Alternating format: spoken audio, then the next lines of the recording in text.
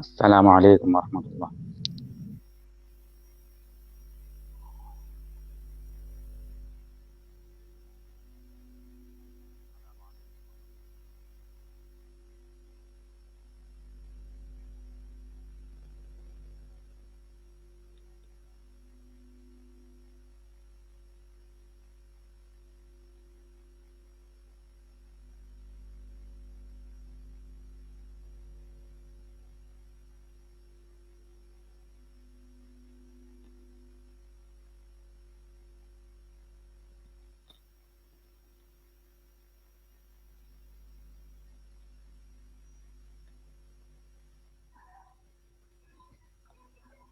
औज़ु बिल्लाहि मिनश शैतानिर रजीम। सोहेब भाई, मेरी आवाज़ आ रही है? जी, जी, आपकी आवाज़ आ रही है। 1 मिनट आप रुकिए अभी।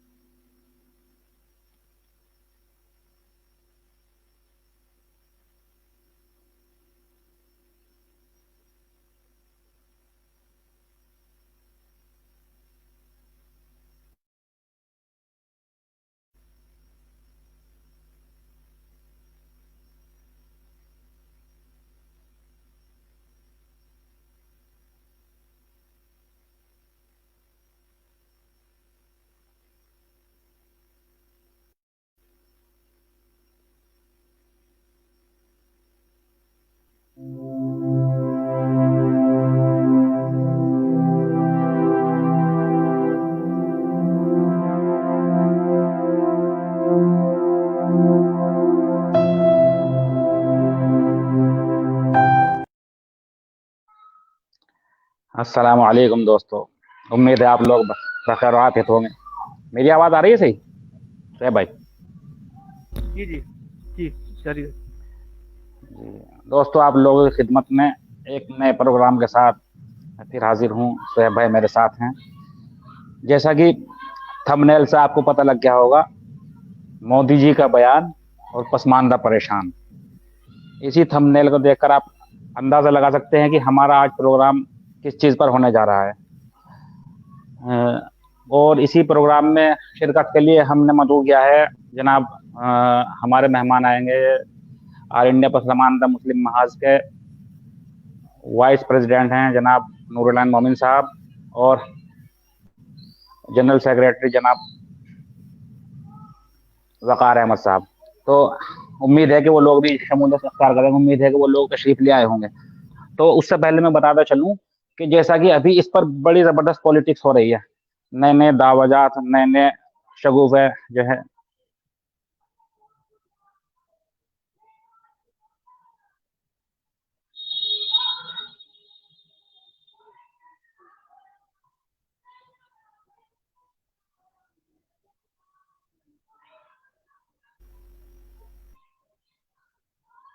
मेरी आवाज़ आ रही है? जी, आप जारी रखिए, आपकी आवाज़ आ रही है। अच्छा, अच्छा भाई, वो वक़ार भाई तशरीफ़ ले आए, या वक़ार भाई या नूरुल्लाह साहब? अभी नहीं अभी नहीं आए। अच्छा, जैसे आएँगे मैं चलिए, आपको वो बता दूँगा। उम्मीद है कि बहुत जल्दी वो हम लोगों से जुड़ने वाले हैं। सभी साथी से गुजारिश है कि इसे जो है अपने ग्रुप्स में शेयर कर दें। आज बड़ा अहम मुद्दा है, उस पर बात करने जा रहे हैं, क्योंकि पसमानदा महाज ले का नाम लेकर, पसमानदा का नाम लेकर बड़ी ज़बरदस्त पॉलिटिक्स हो रही है। अब पॉलिटिक्स कौन कर रहे हैं? हमारे ही बीच के लोग, कुछ लोग हैं यहाँ पर। तो उसी पर आप आज जो है हमारे इनके बड़े ओहदेदारान हैं, उनसे हमारी कुछ बात हुई। उनको हमने इनवाइट किया था कि भाई वो आए, तो हमारे जो सवालात हैं, जो खदशात है, जो आवाम में जो खदशात हैं, उन पर वो जवाब देंगे। तो मैं गुजारिश करूंगा कि अगर वो मेरी आवाज़ सुन रहे हो तो वो जल्दी से तशरीफ़ ले आएँ।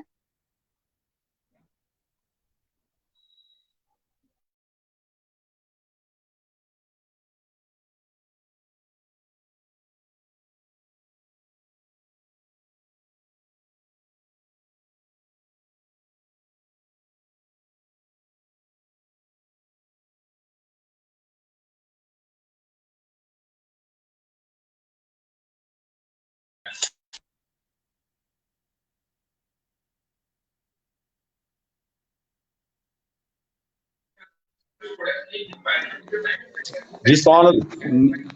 जी, मैं दोबारा, एक मिनट।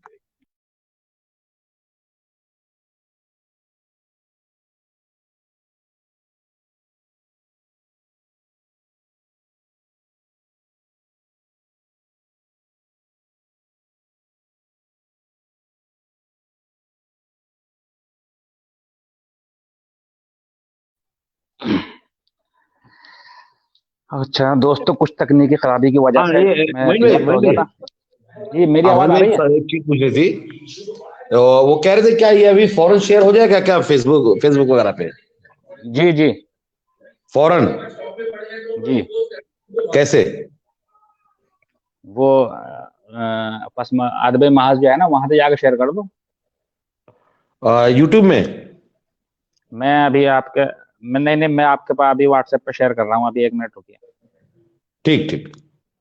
करीब उसको शेयर भी हो जाए तो एक साथ चलेगा ना? ठीक होगा।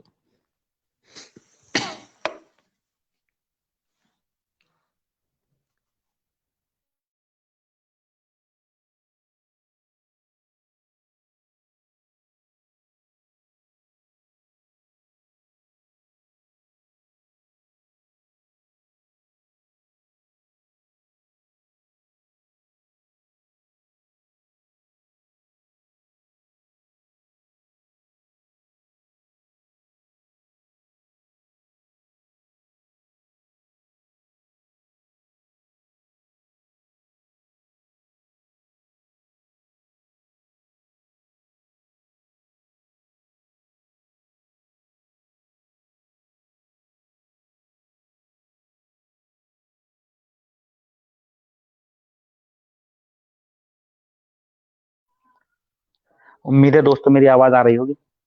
मेरी आवाज आ रही है? मेरी आवाज आ रही है? जी जी, आपकी आवाज़ आ रही है। अच्छा। अच्छा, जैसा कि अभी कुछ तकनीकी समस्या जो चल रही थी, मैं उनको सॉल्व कर रहा था, उन्हें देख रहा था। तो चलिए आगे बढ़ते हैं। अभी हमारे साथ भी जुड़ चुके हैं वकार अहमद साहब, जो कि ऑल इंडिया पसमानदा मुस्लिम महाज के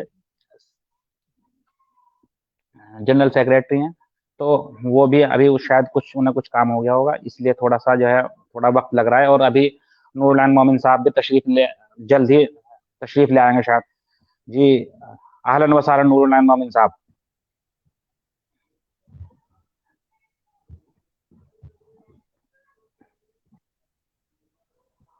नूरुल नूरुल साहब, मेरी मोमिन। आवाज सुन पा रहे हैं आप? जी जी जी, सलाम अलैकुम। वालेकुम सलाम। तो दोस्तों, अभी नूरुल मोमिन साहब ये हमारे ऑल इंडिया पसमानदा मुस्लिम महाज के सीनियर वाइस प्रेसिडेंट हैं। तो अभी जैसा कि मैं आप लोगों से जिक्र कर रहा था कि पसमानदा मुस्लिम महाज जो है एक हिंदुस्तान में फिलहाल इस पर बड़ी जबरदस्त पॉलिटिक्स हो रही है। कई लोग इस पर पॉलिटिक्स कर रहे हैं, हमारे कुछ लोग हैं, हमारे भी कुछ खदशात हैं। तो उसी पर बात करने के लिए मैंने जो दो बड़े अहदेदार हैं उनको मदऊ किया था। तो सबसे पहले तो उनका बहुत बहुत शुक्रिया कि वो तशरीफ लेके आए। तो अच्छा, मैं अपने प्रोग्राम का एक शेड्यूल बता दूं कि हम पहले 1 घंटे के अंदर सवाल और जवाब हमारे जो कुछ होंगे उसके ये जवाब देंगे। इनकी मर्जी है, जो देना चाहे दे देंगे, नहीं तो कोई बात नहीं, अवॉइड भी कर सकते हैं, दोनों में से कोई भी दे सकता है उस जवाब को। उसके बाद में आधे घंटे का एक हमारा क्वेश्चन एंड आंसर प्रोग्राम होगा, उसमें लिंक पब्लिक कर दिया जाएगा। कोई आदमी आकर अपने सवाल और जवाब ले सकता है, वो भी शाइस्ता अंदाज में जो बात करेगा उसका सवाल का जवाब दिया जाएगा। अगर कोई आदमी किसी किस्म की बदतमीजी या कोई गैर अदबी बात करेगा उसको फौरन किक आउट कर दिया जाएगा। अच्छा, अब मैं शुरू करता हूँ। सबसे पहले तो आप लोगों का बहुत बहुत खैर मकदम स्वागत, वेलकम। शुक्रिया। जी नूरुल साहब, मैं सबसे पहले तो आपकी तरफ ही आना चाहूंगा।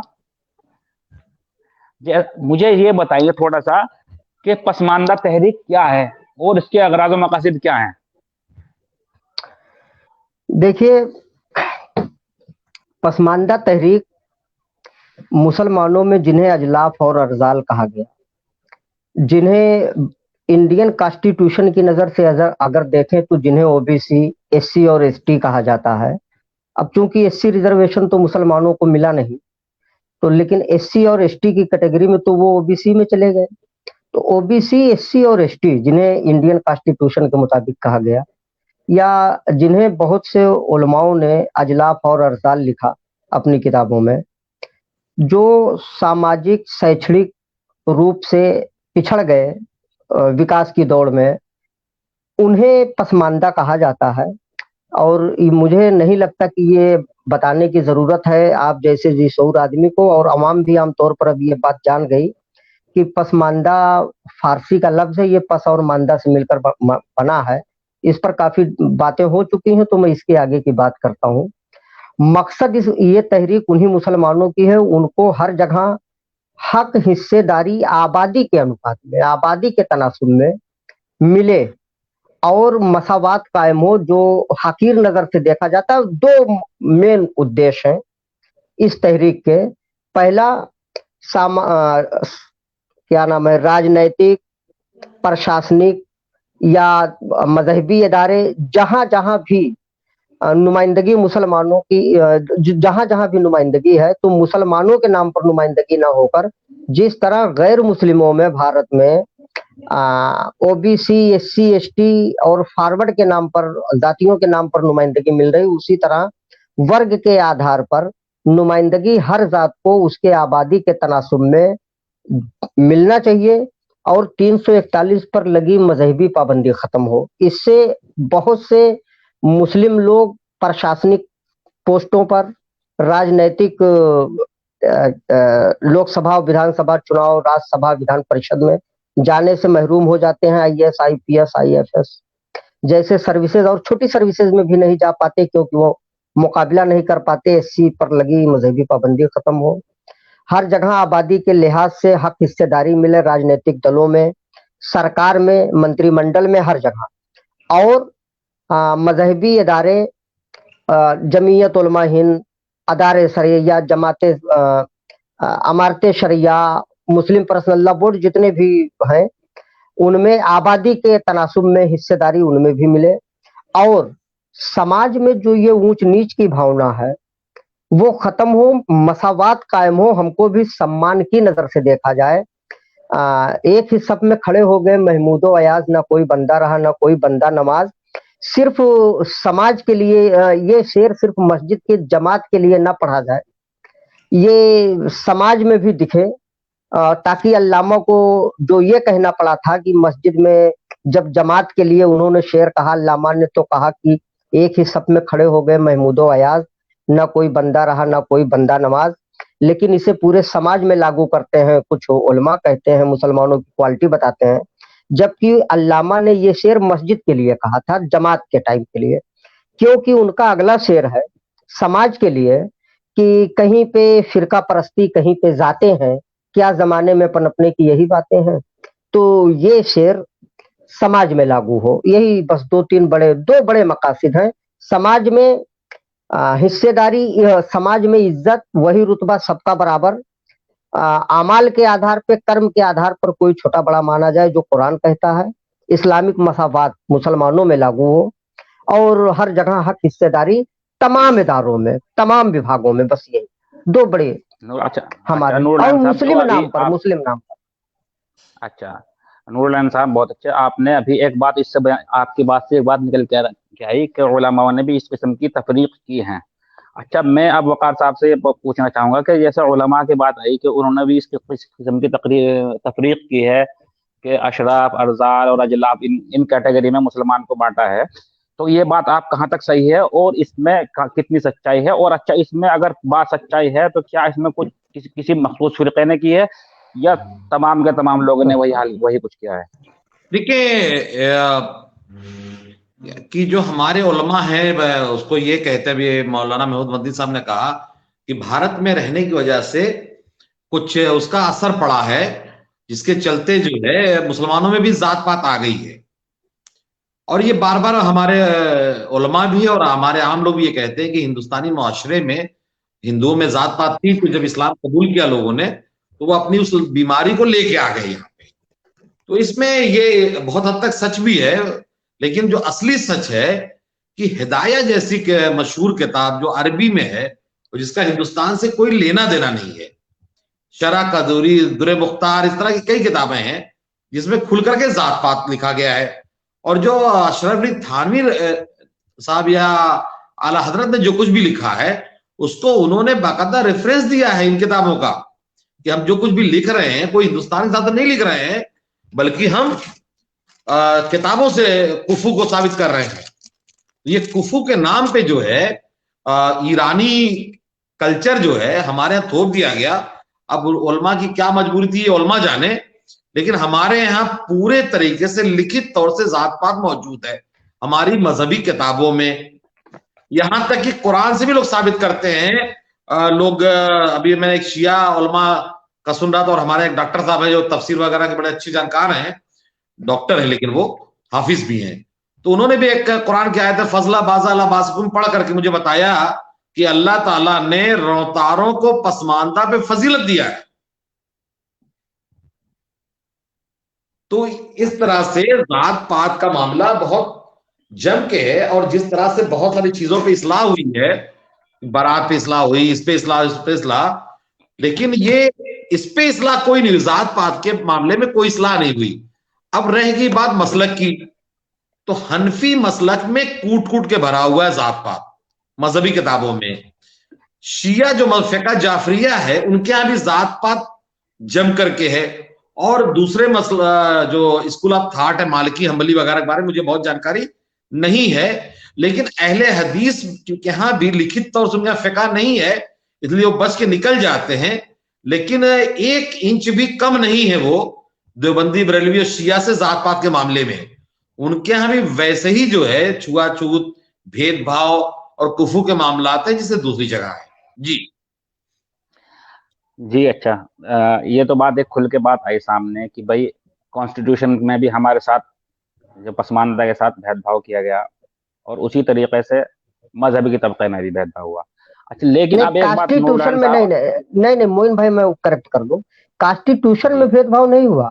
10 अगस्त 1950 के प्रेसिडेंशियल ऑर्डर ने वो रोक लगा दी। कॉन्स्टिट्यूशन तो बात ही नहीं करता कि किसी को मिले किसको नहीं, वो तो कहता है एससी की पहचान हो मिलना चाहिए। 10 अगस्त 1950 के प्रेसिडेंशियल ऑर्डर में ये रोक अब लगा दी यानी, गई कि सिर्फ हिंदू धर्म के दलितों को मिलेगा, एससी को। अच्छा यानी ये बात आ गई कि हुकूमती सतह पर। जी चलिए, बहुत शुक्रिया, आपने करेक्ट किया। अच्छा, अब मेरा एक सवाल यही से निकलता है कि अभी आप लोगों पर शुरू से इल्जाम लगते रहे हैं, पसमानदा महाज पे शुरू से इल्जाम लगते रहे हैं, जब से हम भी देख रहे हैं कि आप लोग आरएसएस के ईमा पर काम कर रहे हैं और मुसलमानों को फूट डाल रहे हैं, और उसे तकवीत अवाम में भी खदशात थे और हमारे भी खदशात थे, लेकिन तकवीत उसे कब मिली, जब आपके ही कुछ पसमानदा चिंतक थिंकर्स सो कॉल्ड, वो लोग आरएसएस के कदमों में पीछे जा रहे हैं। अब जैसे ही हुकूमत आई, अब एक होड़ सी लगी हुई है कि आपके जो थिंकर्स हैं कि कौन कितना सजदे में झुकता, कौन कितना रुकू करता है, कौन कितना सजदा करता है, तो अब उसे तो तकवीत मिलती है। उस पर क्या कहेंगे आप? नहीं, देखिए, पसमानदा महाज अली अनवर साहब ने इसको बनाया, और अली अनवर साहब बीजेपी के गठबंधन से जदयू से राज्यसभा भी गए, लेकिन अली अनवर साहब पर नास्तिक होने का तो आरोप कभी कभी लगा, लेकिन बीजेपी या संघ के इशारे पर काम करने का आरोप उन पर कभी नहीं लगा। वो पहले प्रेसिडेंट रहे हैं। फिर हम मुख्तार भाई के लीडरशिप में हम लोग अली अनवर साहब से अलग हुए, महाज अलग हुआ, लोगों ने प्रेसिडेंट बनाया मुख्तार अंसारी साहब को अली अनवर साहब की जगह। तो हम वकार भाई या मुख्तार अंसारी साहब जो हमारे नेशनल प्रेसिडेंट हैं, उनका गुट उन पर कभी भी आरोप नहीं लगा बीजेपी के की कुर्बत का। हाँ, हम पर कभी कभी वहाबिज्म का आरोप लगा, हम पर भी लगा, वकार भाई पर भी लगा, लेकिन हम पर या हमारे गुट के किसी बंदे पर कभी भी आरएसएस के बीजेपी के कुर्बत का गुट अल्हम्दुलिल्लाह वो आरोप कुर्बत होने का नहीं लगा कि हम उनके इशारे पे काम कर रहे हैं। न मुख्तार साहब पर लगा, न मुझ पर लगा, न वकार साहब पर, हमारे गुट पर नहीं लगा। हाँ, कुछ दिन हमारे साथ एक यूनुस अंसारी फिरोजाबाद के, और वो शामिल थे, कुछ दिन हमारे साथ उन्होंने काम किया। परवेज हनीफ इस टाइम वो राष्ट्रीय अध्यक्ष है उनके, और हमारे साथ चीटिंग भी की यूनुस अंसारी ने। मैं उनको चैलेंज भी करता हूँ कि वो चाहे तो जब चाहे, जहां चाहे, जैसे चाहे वो डिबेट कर ले, वो बड़ा चीटर आदमी है। हमारे साथ चीटिंग की उसने, धोखा दिया। तो वो ज्ञान बापी भी एक बार दे रहा था बंदा, बीजेपी की भाषा वो बोल रहा था, और यूनुस साहब की वजह से हमारा प्रोग्राम कई जगह प्रेस कॉन्फ्रेंस हुई, यूनुस साहब ने कराया। तो प्रेस कॉन्फ्रेंस हुई, कुछ पसमानदा महाज आगे बढ़ना शुरू हुआ, और यूनुस साहब से हमारे इख्तिलाफ देखिए शुरू से रहे कि हम, लेकिन कुछ चीजें सतह पर नहीं आती। हम अंदर उनको कहते थे कि आप ये बात क्यों लिख रहे हैं, ज्ञान वापी दे दो, या और भी ऐसी चीजें। कभी वो कुर्बानी के खिलाफ लिखे, कभी नमाज के खिलाफ, उनकी पोस्टों पर है बिल्कुल है। तो हम उनसे ये चीज कहते थे तो कहते थे हाँ गलती हो गई। कुछ दिन सही चलते थे, फिर एक आध पोस्ट आ जाती थी ऐसे गैर इस्लामिक या संघ और बीजेपी की कुर्बत जिससे दिखे, फिर उस पर हम काउंटर उनसे अलग से बात करते थे, क्योंकि वो हमारे राष्ट्रीय प्रवक्ता भी थे।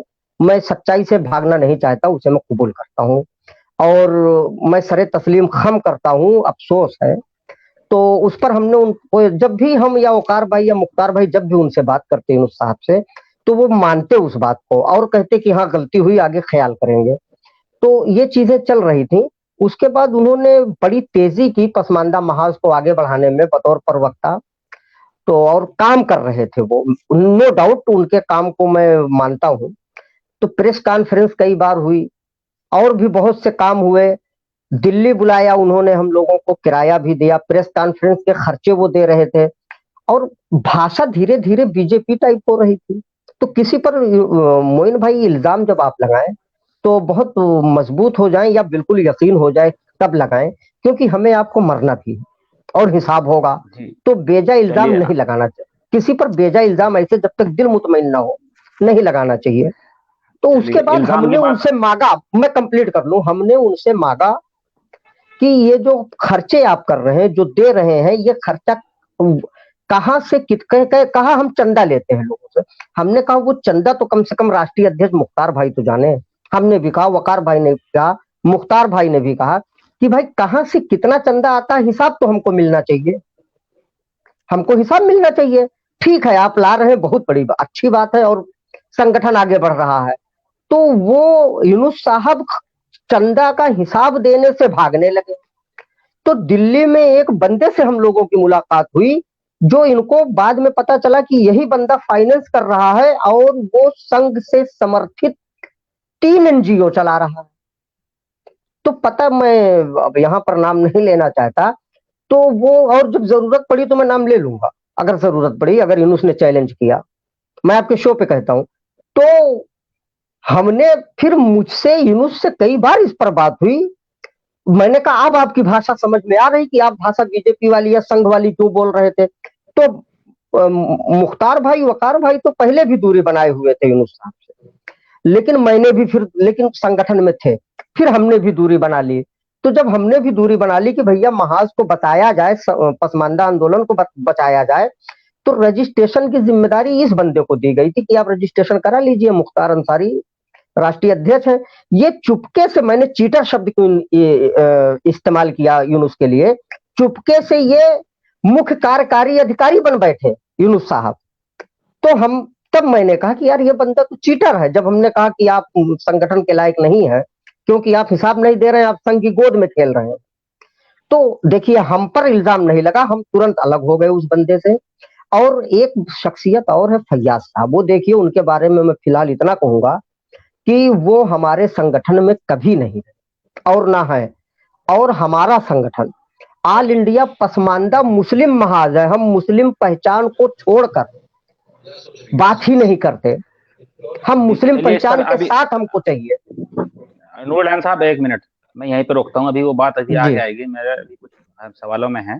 तो मैं अभी जो बात अभी निकल कर सामने आई कि अभी तक आप लोग जो थे, एक मजहबी तबके पर आप लोगों के इल्जाम थे कि वो लोग फिरका वारियत फैलाते हैं। तो ये फिरका वारियत तो आप लोगों के अंदर भी आ गई अभी तक। अच्छा वकार साहब से सवाल है मेरा कि अभी तक कितने फिरके बन चुके हैं इंडिया पसमानद? भाई जैसे मजहबी तबके पर, भाई आप लोगों के अंदर फिरका, मैं वकार साहब से सवाल है अभी, एक मिनट आप भी जवाब, अगर आप जवाब देना चाहेंगे तो आप दे सकते हैं कि जैसा कि अभी भाई फिरका तो उन्हें कहते हैं ना, ग्रुप, भाई ग्रुप को फिरका कहते हैं। तो जिस तरीके से उलमा में इख्तिलाफ हुआ, भाई फिरका, भाई एक लफ्ज है, फिरका का अरबी लफ्ज है। तो अब वो, अब हिंदी इंग्लिश में वैसे ट्रांसलेट करेंगे तो ग्रुप हो जाएगा, ग्रुप बंदी होगी।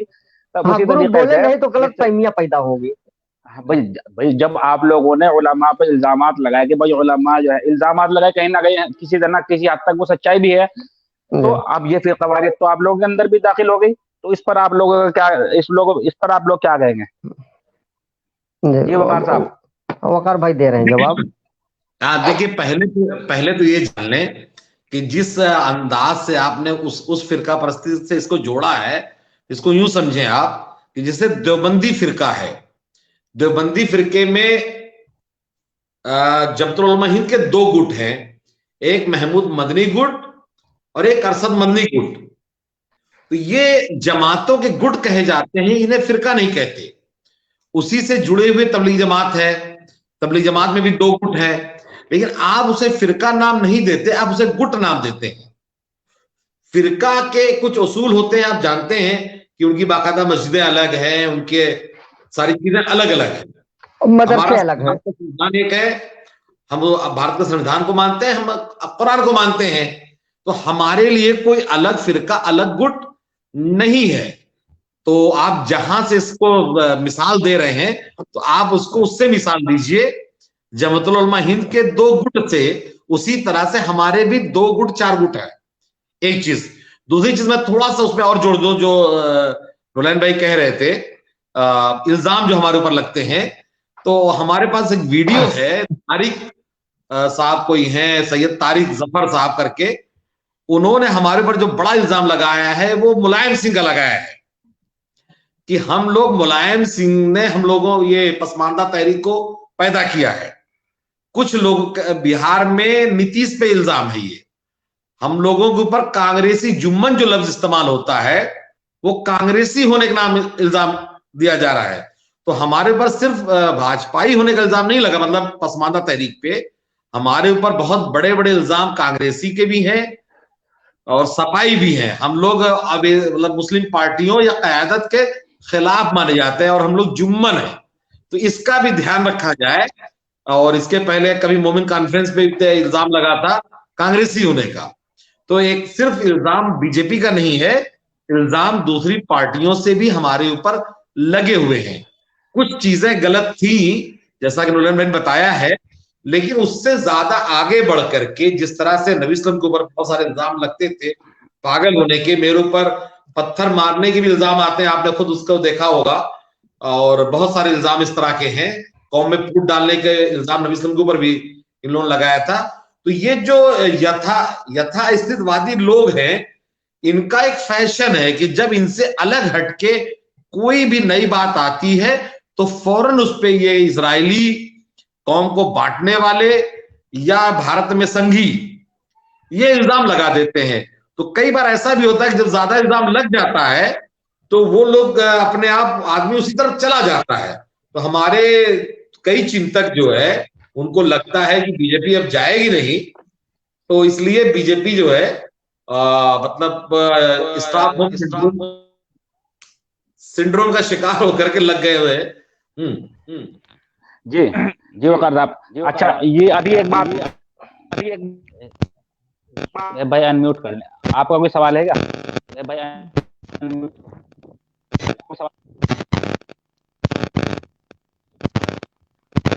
भाई आपकी आवाज नहीं आ रही, बिल्कुल आवाज नहीं आ रही भाई, आपकी आवाज नहीं आ रही, बिल्कुल आवाज नहीं आ रही। जी अब आई है। खड़खड़ा रहा है कुछ।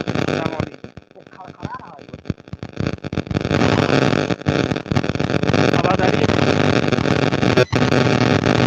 आवाज आ रही है लेकिन इको बहुत ज्यादा है, बहुत ज्यादा इको है, और आवाज भी डिस्टॉर्टेड है।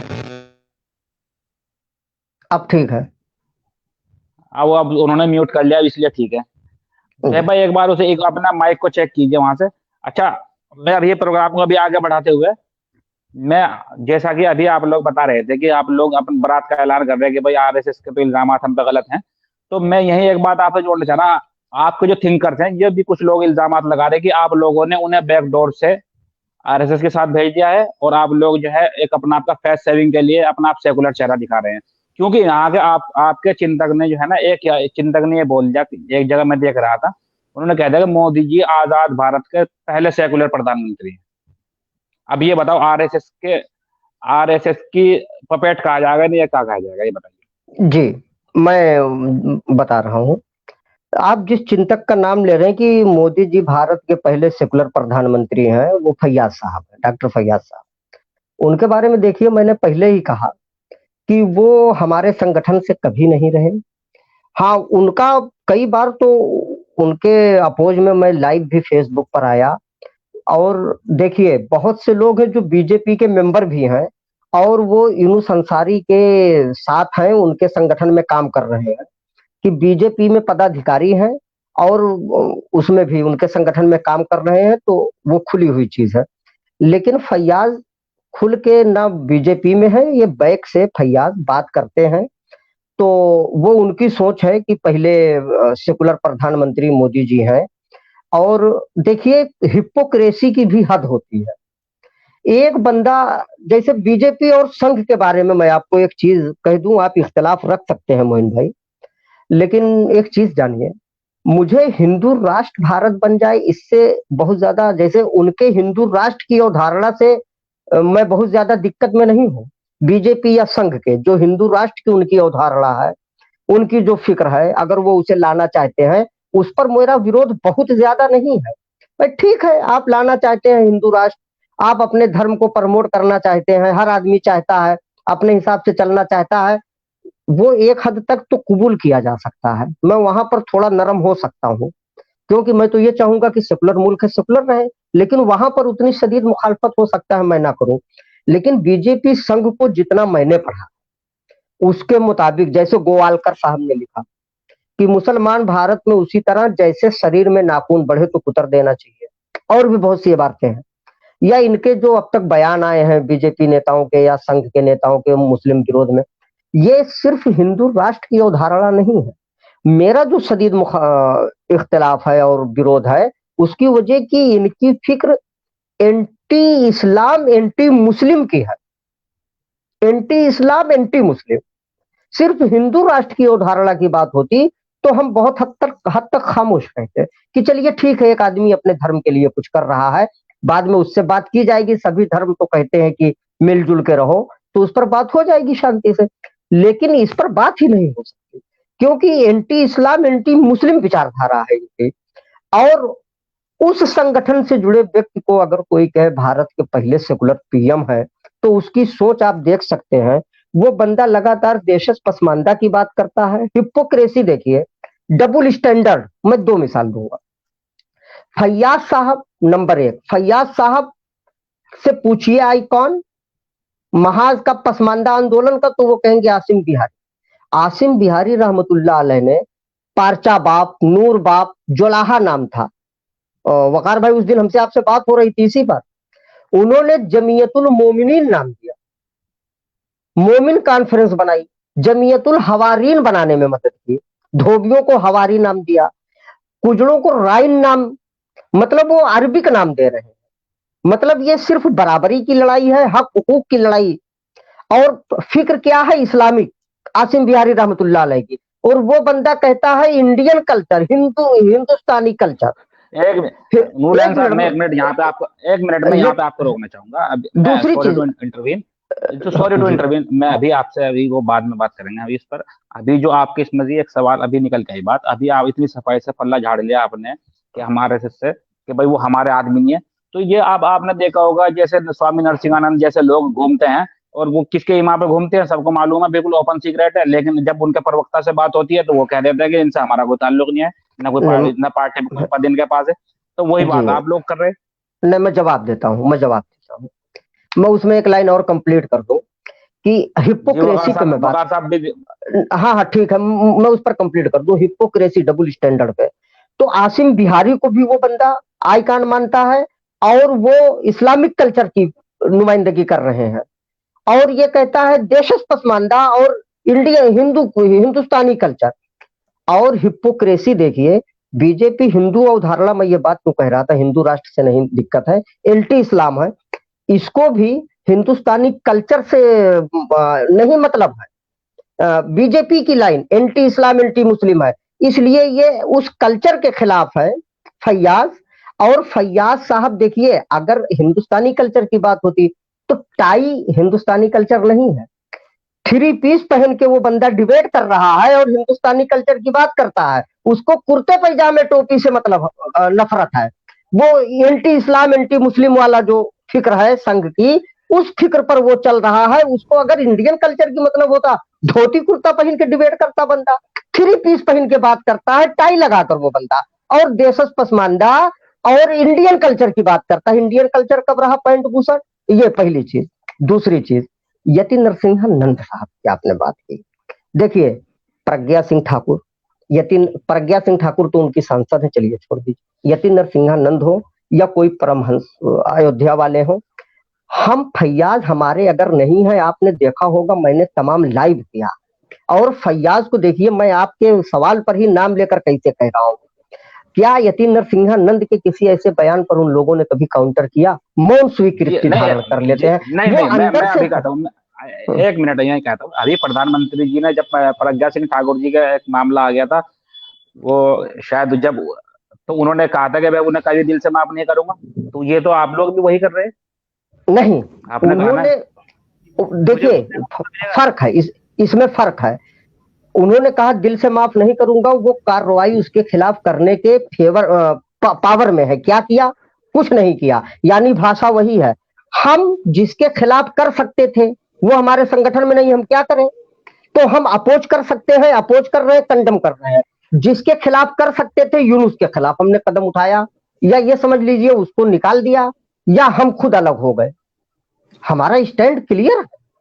आप हमारी तुलना कैसे उनसे कर सकते हैं? जो हमारे संगठन में था हमने उससे दूरी बना ली, अलग कर दिया उसको, या खुद अलग हो गए। जो संगठन में नहीं है, पसमानदा आंदोलन को बचाने के लिए हम लगातार, आप देखे होंगे, हम फेसबुक पर पोस्ट डालकर, लाइव आकर उसको कंडम कर रहे हैं लगातार। आपने क्वेश्चन पूछा, हम कंडम कर रहे हैं, ठीक ठाक टाइम दे रहे हैं उसको कंडम करने में। और उसको मैं चैलेंज करता हूँ, वो आए देशज पसमानदा पर हमसे बात कर ले, इंडियन कल्चर पे बात कर ले। वो हिपोक्रेसी वाले आदमी है फैयाज साहब, वो अंदर से कुछ है, बाहर से कुछ है। सूर्य मुनाफिकून की पहली आयत समझिए कि ये नबी, ये आकर तो कहते हैं कि हम आपको नबी मानते हैं, और जबकि बात सच्ची है, लेकिन अल्लाह कहता है कि मैं गवाही देता हूं तुम अल्लाह के नबी हो, लेकिन ये मुनाफिक कतई झूठे हैं। तो ये देशज पसमानदा और इंडियन कल्चर की बात तो फैयाज साहब कहते हैं, लेकिन ये झूठे हैं, क्योंकि इनको अंग्रेजी पोशाक से, कल्चर से नहीं नफरत है। एंटी इस्लाम वाली फिक्र, एंटी मुस्लिम वाली फिक्र है इनकी। इनको केवल मुस्लिम टोपी, मुस्लिम कुर्ता, मुस्लिम पैजामे से, कल्चर से दिक्कत है। वरना कल्चर पे एक सवाल नहीं जी, अब कल्चर पे आपने बात की, कल्चर पे एक सवाल मेरा आ गया। तो कल्चर तो हमारा जो भारत का रहा है, उसमें तो एक सती प्रथा भी रही है, और उसी तरीके से इस तहजीब में जो है नियोग भी रहा है। तो क्या हमें उसी में ले जाना चाहते हैं? अब ये तो फैयाज साहब, ये तो फैयाज साहब बेहतर बता सकते हैं। हमारी लड़ाई कल्चर की नहीं है, न देशज और विदेशी की है। हमारी लड़ाई सीधे सीधे हक हुकूक की है। हर कमजोर को उसके आबादी के अनुपात में हक मिलना चाहिए, बस इतनी हमारी लड़ाई है। बाकी देशी विदेशी का कॉन्सेप्ट नहीं है, न कल्चर का है। वकार साहब, मैं आपसे, जैसा कि अभी कुछ दिन पहले, शायद तकरीबन 1-1.5 महीना हो गया, प्राइम मिनिस्टर साहब ने हमारे उसमें हैदराबाद में एक सभा में पसमानदा शब्द का इस्तेमाल किया।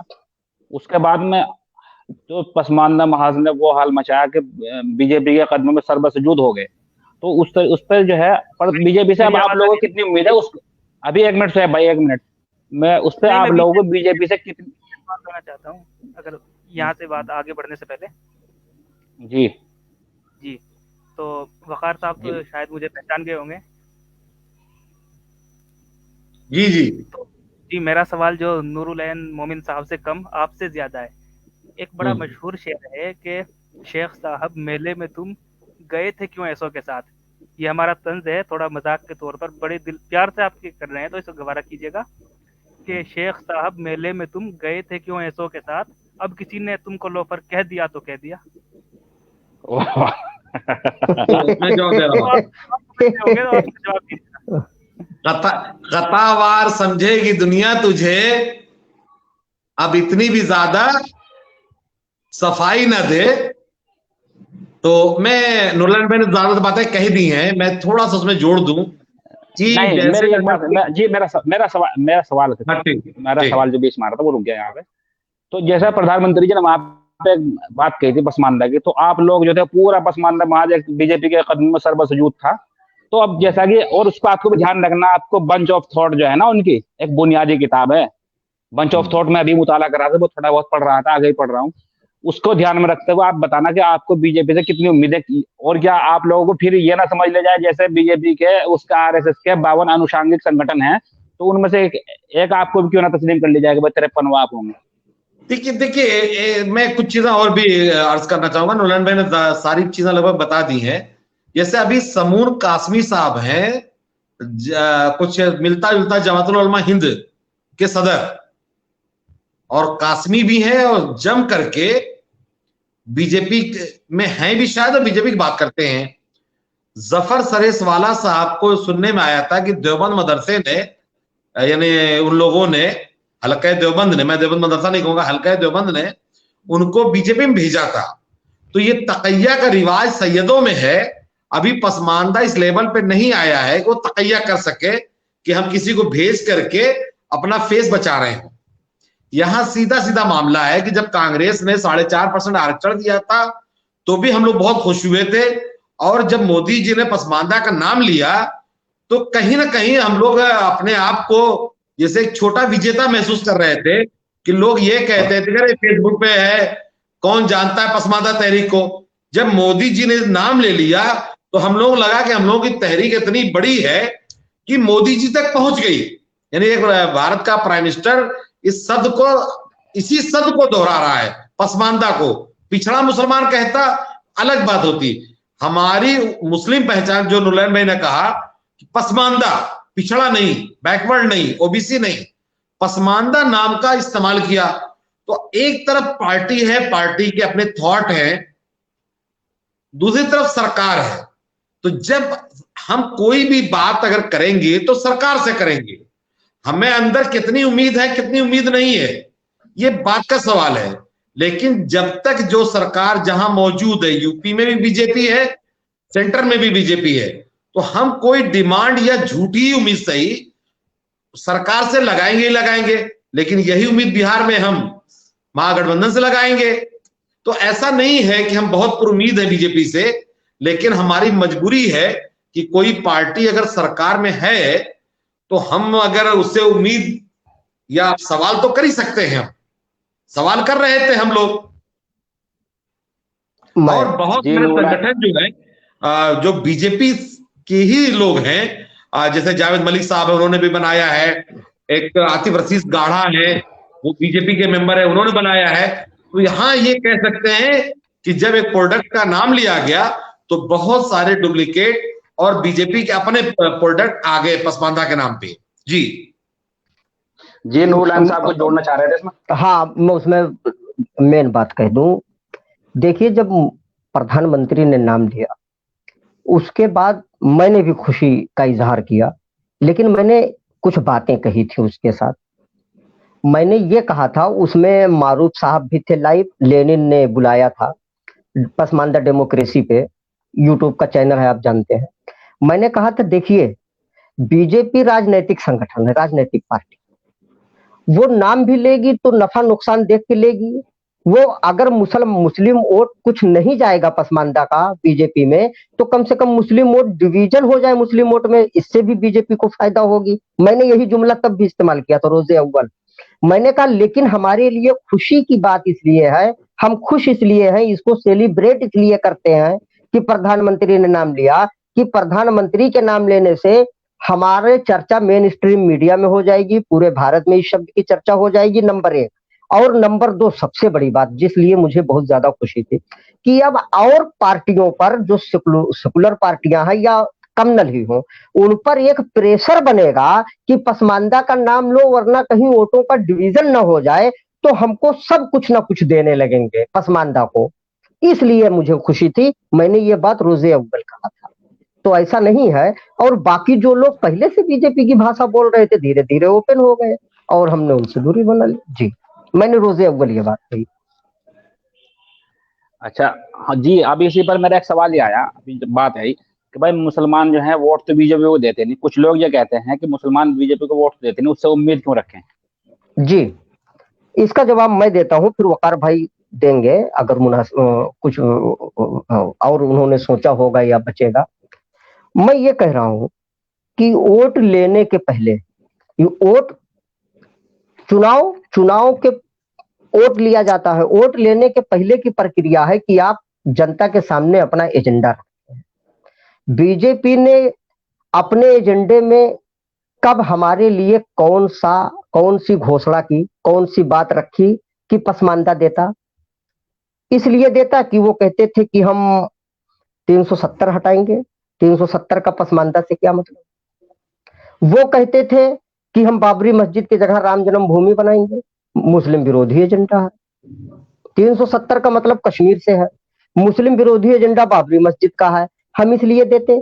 हमारे लिए पहले क्यों एजेंडा दिया जाता है? पहले अब हम क्या करेंगे पार्टियां ये क्यों बताती हैं कि ताकि वो हमको कन्विंस करें, हमारी वोट लें, तब तो हम विचार करेंगे। एक मिनट एक मिनट में कंप्लीट एक मिनट, इसमें यही जी जोड़ देना, इसी में एक सवाल है कि आपने जी। बाबरी मस्जिद का जब जब जिक्र किया तो उसके जो पैरोकार थे वो भी एक पसमानदा ही थे।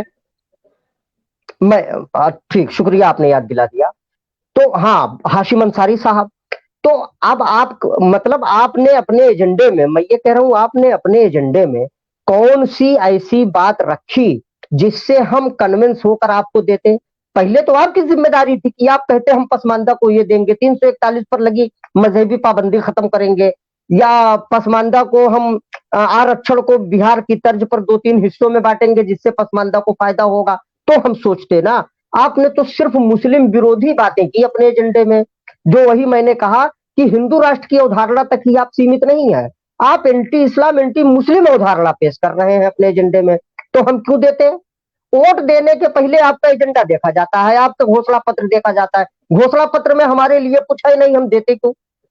देने की वजह कोई मुझे बताए। जो कहते हैं आपने वोट नहीं दिया तो मांग क्यों रहे हैं? भैया मालिक से सब मांगते हैं। आप सरकार में हो मांगेंगे ताकि कल ये ना कह सको हमसे मांगा कि हमने नहीं दिया। सरकार से आप हट जाओगे, जो आएगा उससे मांगेंगे। लेकिन आप हम पर ये आरोप कैसे लगा सकते हैं कि हमने आपको वोट नहीं किया?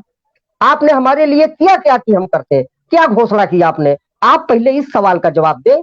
जो ये सवाल करते हैं वो लोग बिल्कुल डबल स्टैंडर्ड की बात करते हैं। फिर उनसे कहिए कोई वादा कोई पार्टी चुनाव के पहले ना करे, और इसलिए किसी को दे कि जो वोट दे फिर उसको दे। ये डेमोक्रेसी तरीका है नहीं, डेमोक्रेटिक, जी बिल्कुल बेबुनियाद इल्जाम। नूरजहान साहब, आपने अभी वकार साहब से मैं भी इस पर जवाब लूंगा। अभी इसमें बीच में एक बात आई कि क्या ऐसा कोई ऐसा कहीं किसी संविधान में है या कोई ये मोरली जायज है कि कोई आदमी अगर कोई लोग सेकुलर डेमोक्रेसी में कोई किसी आदमी किसी पार्टी को वोट न दे तो क्या सरकार उसके लिए हक में काम नहीं करने की? तब यही तो मेरा सवाल है जी, वकार भाई बताए जी। अच्छा, दूसरा सवाल मेरा यही था कि आप हम लोग जो है ना खुल के बीजेपी को तो चलो खैर है कि मुस्लिम विरोधी है, जबकि ये तो कांग्रेस ने दरवाजे खोले हैं आर्टिकल 341 पे मजहबी पाबंदी लगा के कि तुम इस्लाम धर्म छोड़ो, घर वापसी करो, वो कथित घर वापसी करो, और उसके बाद में जो है तुम्हें एसटी का दर्जा मिलेगा, नहीं तो और अगर किसी एसटी ने इस्लाम कबूल कर लिया तो उससे बाहर हो गया।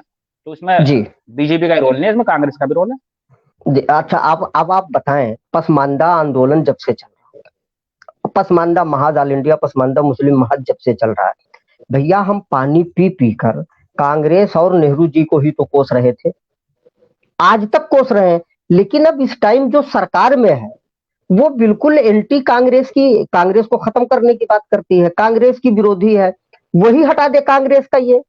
बल्कि जो मौजूदा सरकार ने जवाब दाखिल किया सुप्रीम कोर्ट में, वो तो अशराफ वाली भाषा बोली, सैयद वाली भाषा, सैयदवाद वाली भाषा बोली। मुसलमानों में जात नहीं है, मुस्लिम इस्लाम में जात नहीं है, इसलिए हम 341 पर लगी मजहबी पाबंदी खत्म नहीं कर सकते। तो हम अब तक तो नेहरू को कांग्रेस को कोस रहे थे कि आपने गलत किया, अब भी आरोप उन पर है। लेकिन अभी भी, अरे अब जो मौजूदा सरकार है उससे मांग करेंगे ना कि या अभी भी उनको कोसेंगे, इनकी तारीफ करेंगे, ये चाहे जो करें। लड़ाई इस बात की है कि जो अकॉर्डिंग टू वो लफ्ज वकार भाई का है कि सरकार से मांग करना और सरकार की शान में कव्वाली गाना, दो अलग अलग बातें हैं। आप कव्वाली गा रहे हैं कुछ पसमानदा सो कॉल्ड लीडर, उस पर हमारा एतराज है, उस पर हमारा विरोध है। ये कव्वालों की जमात बन गई है। उन कव्वालों की जमात में आप देखिए परवेज अनीस साहब है, फैयाज साहब है। अब कव्वालों की जमात आंदोलन करेगी। आप विश्व के इतिहास में दो चीजें, ज्ञात विश्व के इतिहास में क्या आपने कभी सुना कव्वालों ने कोई आंदोलन किया हो?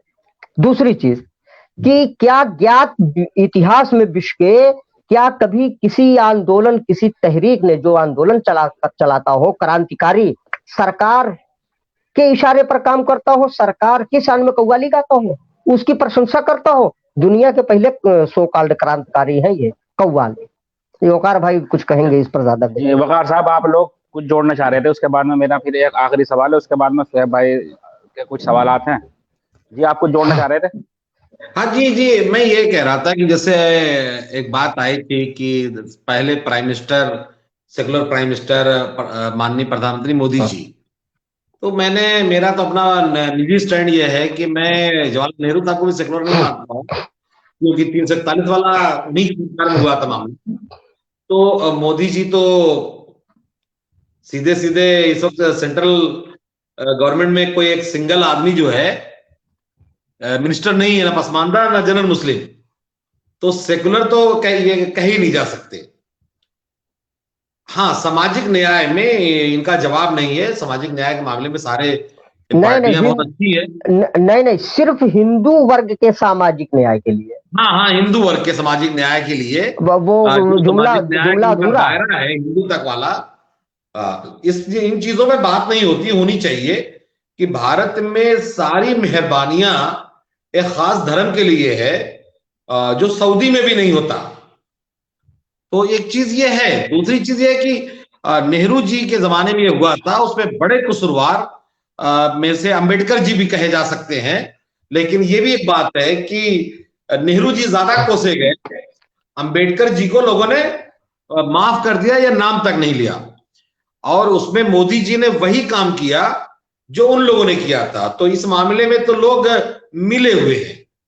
अच्छा, दूसरे एक और चीज कि जैसे जो अपर क्लास है हमारा, वो बीजेपी में रह रहा है, तो हमारे कुछ लोग जो है उनको ये लगता है कि हम बीजेपी से दूरी बना करके नुकसान उठा रहे हैं, यानी सरसैयद वाली जो लाइन है तो उस पे जा रहे हैं। अब उसमें उनको कितना फायदा मिल जाएगा नहीं मिलेगा ये तो वक्त बताएगा, लेकिन हम लोग अपनी जो हमारा संगठन है ये शुरू से ये था कि पॉलिटिकल पार्टियों से हम उचित दूरी बना करके रहते हैं, सभी पार्टियों से, वो इवन बीजेपी ही नहीं, कांग्रेस हो, सपा बसपा, जो भी पार्टियां हो, क्योंकि जब आप पार्टियों के साथ होते हैं तो आप पार्टियों को कोस नहीं सकते हैं। हाँ, ये हो सकता है किसी पार्टी को ज्यादा कोसा गया हो, किसी पार्टी को कम कोसा गया हो, लेकिन ये शुरू से एक लाइन थी कि हम लोग किसी चुनाव में भी किसी पार्टी को सपोर्ट नहीं करते। जबकि आप जानते हैं कि चुनाव के टाइम पे ज्यादातर जो सोशियो पॉलिटिकल पार्टियां भी होती हैं वो भी सपोर्ट कर देती हैं। इस मामले में जमात उलमा हिंद है, जमात इस्लामी वगैरह है, हम लोग उनके रोल मॉडल को लेकर चलते हैं कि हम किसी पार्टी के साथ नहीं जाएंगे। हाँ, जो सरकार आएगी उससे हम डिमांड करेंगे, उसके खिलाफ आंदोलन करेंगे। हाँ, और एक चीज ये भी थी कि वो आंदोलन जो है कभी वैसा नहीं होगा जिसमें हम सरकार से डायरेक्ट टकराएं, मतलब हिंसक आंदोलन या उस तरह की कोई चीज हो, बगावती तेवर अख्तियार करने का काम ये था कि हम लोग नहीं कर, बल्कि आप सीधे समझिए जमात उलमा हिंद जैसा किरदार कह सकते हैं कुछ हद तक। मेरे पास दूसरा एग्जाम्पल नहीं था। जी जी नूरलान साहब, मेरा एक सवाल यहाँ पे आया, क्योंकि भाई बात दो तरफा आनी चाहिए, एक तरफा बात ना हो। तो आपके जो सो कॉल्ड थिंकर्स हैं उन्होंने एक बात कही कि भाई तुम्हें यूपी में चार चार बड़े बड़े ओहदे दे दिए, मिनिस्टर बना दिया, और उसके अलावा एक पसमानदा को मुल्क का वजीर, वो राष्ट्रपति बना दिया, सदर बना दिया। तो अब बीजेपी से किस बात का डरना है, और उनसे क्यों नहीं उम्मीद कर सकते आप लोग? नहीं, राष्ट्रपति किस पसमानदा को बनाया बीजेपी ने? डॉक्टर एपीजे अब्दुल कलाम को। नहीं, वो उसके प्रत्याशी ही नहीं थे। एपीजे अब्दुल कलाम निर्दलीय थे, और उनके अपोज में सुभाषिनी अली उनकी थी, लेफ्ट की, क्या नाम है, प्रत्याशी। आप उनके एपीजे कलाम साहब को उठाकर देखिए, वो निर्दलीय थे, और फखरुद्दीन अली अहमद को कांग्रेस ने दिया, और जियाउर रहमान अंसारी को मोमिन कॉन्फ्रेंस के कोटे से कांग्रेस ने मंत्री सेंट्रल में बनाया। इन्होंने क्या बनाया? इन्होंने राज्य मंत्री दिया, वो भी स्वतंत्र प्रभार नहीं। यूपी में वो भी एक प्रदेश में स्वतंत्र प्रभार भी नहीं है। जिस राज्य मंत्री की बात हो रही है वो दूसरे के अधीन है, स्वतंत्र प्रभार नहीं है, पहली चीज। इस तरह तो आप देखेंगे तो टॉप 5 मंत्रियों में समाजवादी में अहमद हसन साहब होते थे, अंसारी थे, और पूरे यूपी के बुनकरों की बिजली बिल उन्होंने फिक्स करा दी, एक तरह से समझ लीजिए माफ करा दी। क्या ये कुछ करा पाएंगे? बिजली बिल पर आज तक बवाल चल रहा है। और जिन 4 लोगों को कह रहे हैं आयोग बना दिया, ऐसे छोटे छोटे पद, ये क्या मतलब है इसका? आप मंत्रिमंडल में पहले एक स्वतंत्र प्रभार आप नहीं दे सके, कैबिनेट तो दूर की बात है, राज्य मंत्री और कहते हैं कि बहुत से पद दे दिए, 4-4 वो बना दिए आयोगों के अध्यक्ष। ऐसे अध्यक्ष और ऐसे आयोग तो इससे ज्यादा तो विधायक पसमानदा होते थे और दलों में जब वो जीतते थे। ये तो देखिए किसी की शान में कव्वाली गानी है तो गाने के 1000 रास्ते हैं। वकार भाई आप क्या कहते हैं इस पर, जो 4 लोगों का नाम लिया जा रहा है? और कलाम साहब का नाम बताइए, गजब कहानी है। उर्दू एकेडमी के जो चेयरमैन हैं, जाहिर सी बात है किसी मुसलमान को ही रखेंगे वो आमतौर पे, और मदरसा बोर्ड का चेयरमैन बाहर तो रखेंगे नहीं। और अकलियती कमीशन का जो है चेयरमैन बनाया पसमानदा को, ठीक है, थोड़ी मेहरबानी कह सकते हैं आप पसमानदा के लिए। एक मिनट, माजरत के साथ मुझे लगता है जब से इधर गठबंधन और सपा बसपा का सरकार शुरू हुई है, बहुत दिनों बाद, पहले का तो मुझे नहीं मालूम, वक्फ मंत्रालय किसी गैर मुस्लिम के हाथ में गया है, हज और वक्फ मिनिस्ट्री, वरना कोई ना कोई मुसलमान ही होता था। ये तो स्वतंत्र प्रभार भी नहीं है भाई, कैसे आप कह सकते हैं? जी वकार भाई अब कंप्लीट करें। नहीं, एकदम सही बात ये है। तो अब कुछ चीजों में इन्होंने हल्का सा चेंज लिया है, टर्न लिया है, कि जैसे माइनॉरिटी कमीशन ज्यादातर जनरल मुस्लिम होते थे और बीच में अटल बिहारी वाजपेयी के टाइम में क्रिश्चियन हुए थे, तो वहां इन्होंने पसमानदा को रख दिया है। और मदरसा बोर्ड में जाहिर सी बात है किसको रखते, आज भी बीजेपी में जो सबसे बड़ा पद है राज्यपाल आरिफ मोहम्मद खान साहब हैं, कैबिनेट मिनिस्टर नकवी साहब, उसके पहले सरवाज हुसैन साहब, उस चीज को पसमानदा भी छू भी नहीं पाया है। तो ठीक है, जो दिया उसका हम लोगों ने शुक्रिया अदा कर लिया था, लेकिन ये इतनी बड़ी चीज नहीं है जो नूरलाइन भाई ने कहा कि सेंट्रल में हज मिनिस्टर जो है, हज और वक्फ, वहां भी गैर मुस्लिम के हाथ में है। और यूपी में देख लीजिए, यूपी प्रदेश देख लीजिए भाई। अच्छा, मेरा एक आखिरी सवाल है, मेरा 1-2 सवाल और हैं, उसके बाद में सुहेब भाई का सवाल आते हैं कुछ। तो मैं ये कह रहा था भाई, सभी लोगों से गुजारिश है कि जरा शेयर कर दे, बड़ी अच्छी डिस्कशन चल रही है। तो मैं सवाल ये था कि आप लोग, नूरलाइन साहब, आप लोग सैयदवाद या अशराफवाद का विरोध करते करते, उनकी मुखालफत करते करते इस्लाम विरोध पर आ गए।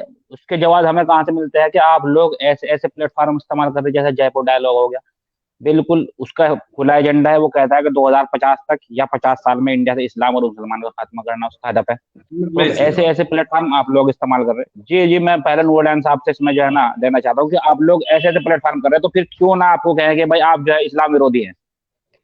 बड़ा अच्छा सवाल आपने कर दिया, मैं इसका एक जवाब दे दूं। कुछ बातें कही नहीं जाती रिकॉर्ड, लेकिन मैं कह दे रहा हूँ। देखिए, जयपुर डायलॉग पर वो वकार भाई ज्यादा बेहतर बताएंगे। एक बार वकार भाई भी गए थे और बड़ा प्यारा प्यारा जवाब दिया था वकार भाई ने जयपुर डायलॉग पर, और उसमें फैयाज साहब थे।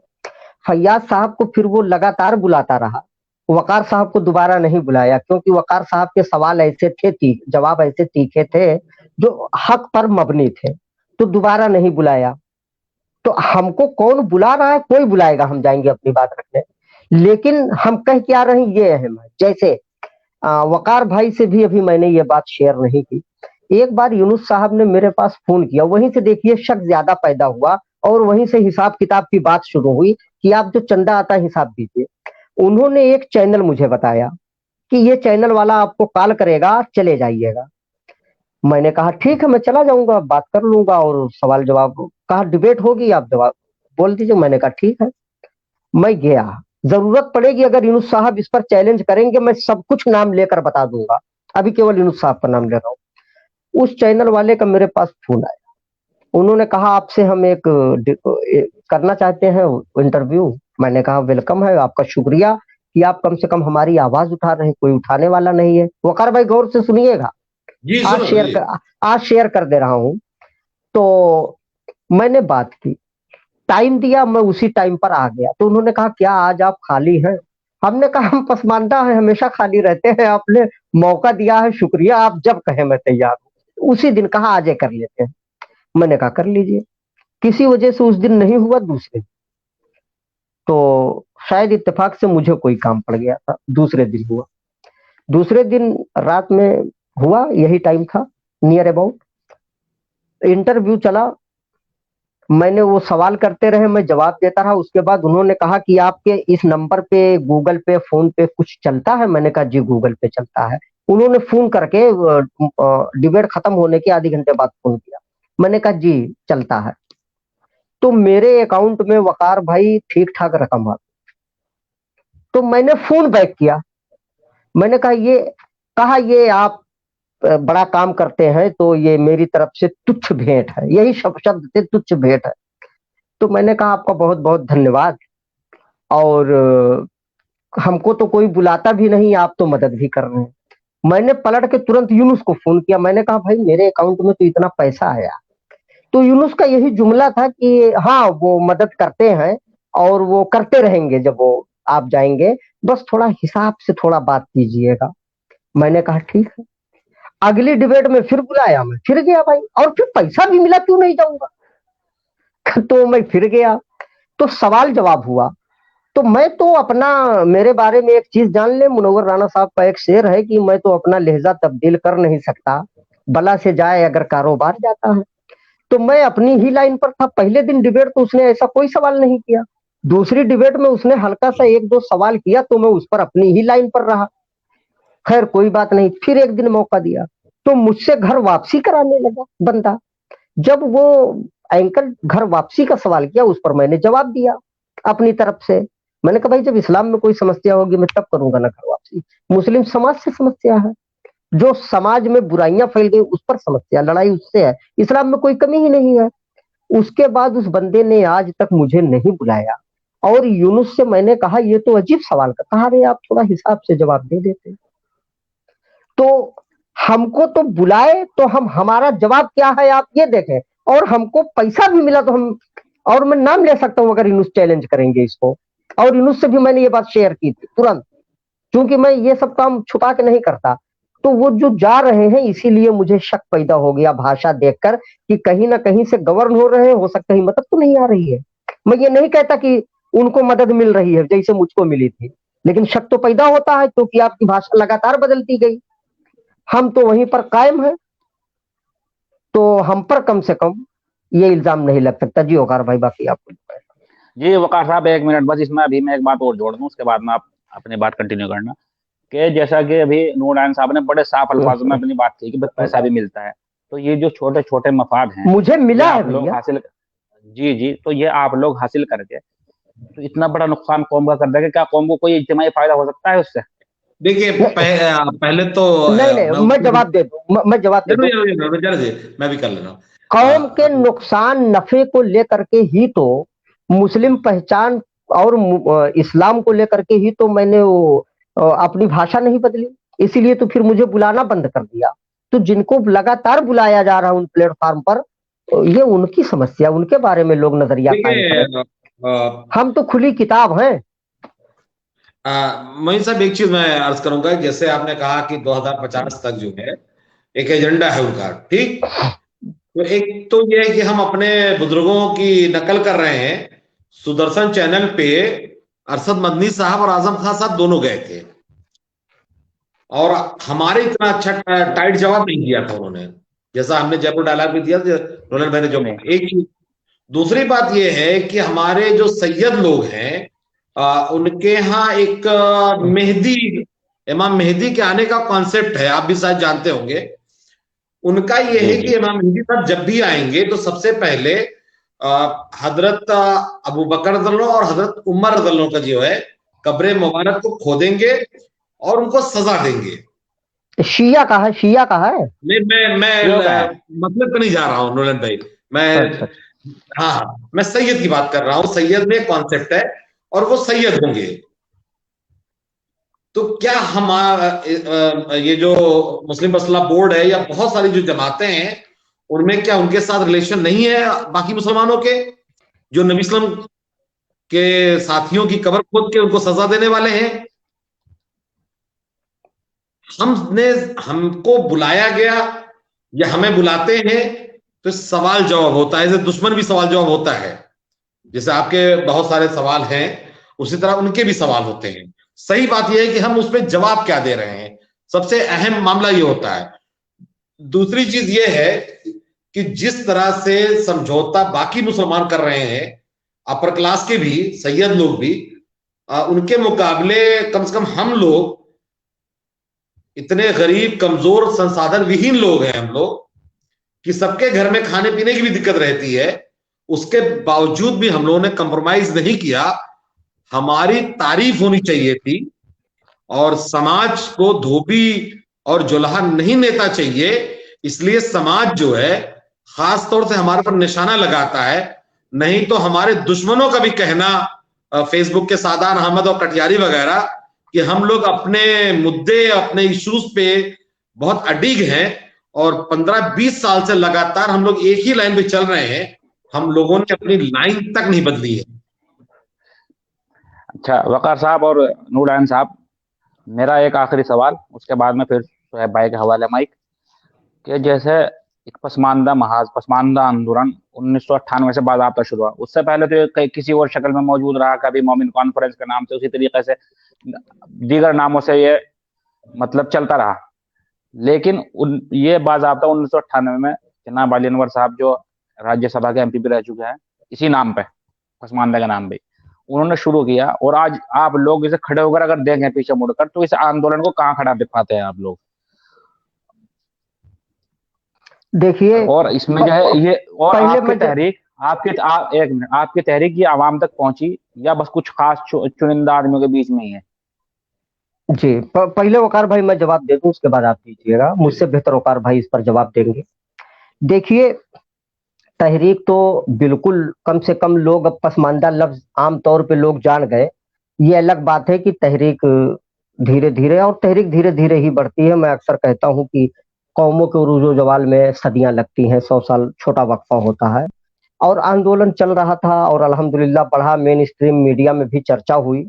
लेकिन बहुत मुख्तसर मैं इसका जवाब एक शेर में दूंगा कि आज जहां आंदोलन खड़ा है, हमको छोड़ दीजिए, बाकी जिस तरह से आप देख रहे हैं बीजेपी की भाषा, संघ की भाषा बोल रहे हैं, तो भविष्य में बचे। इसीलिए मैंने एक बात कही थी, एक पोस्ट डाली थी कि तुर्क उस्मानिया सल्तनत इसलिए कायम कर ले गए क्योंकि उन्होंने अपने कुर्दोगलों को मैदान जंग से पहले पहचान लिया था और उसको सजा दे दी थी।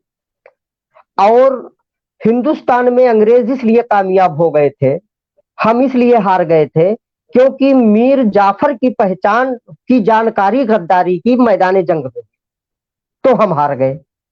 तो हमको, अब मैंने पहचान कर ली है कुर्दोगलों की, मीर जाफर की, और लोग भी पहचान लिए हैं कौन किसके साथ है, किधर है।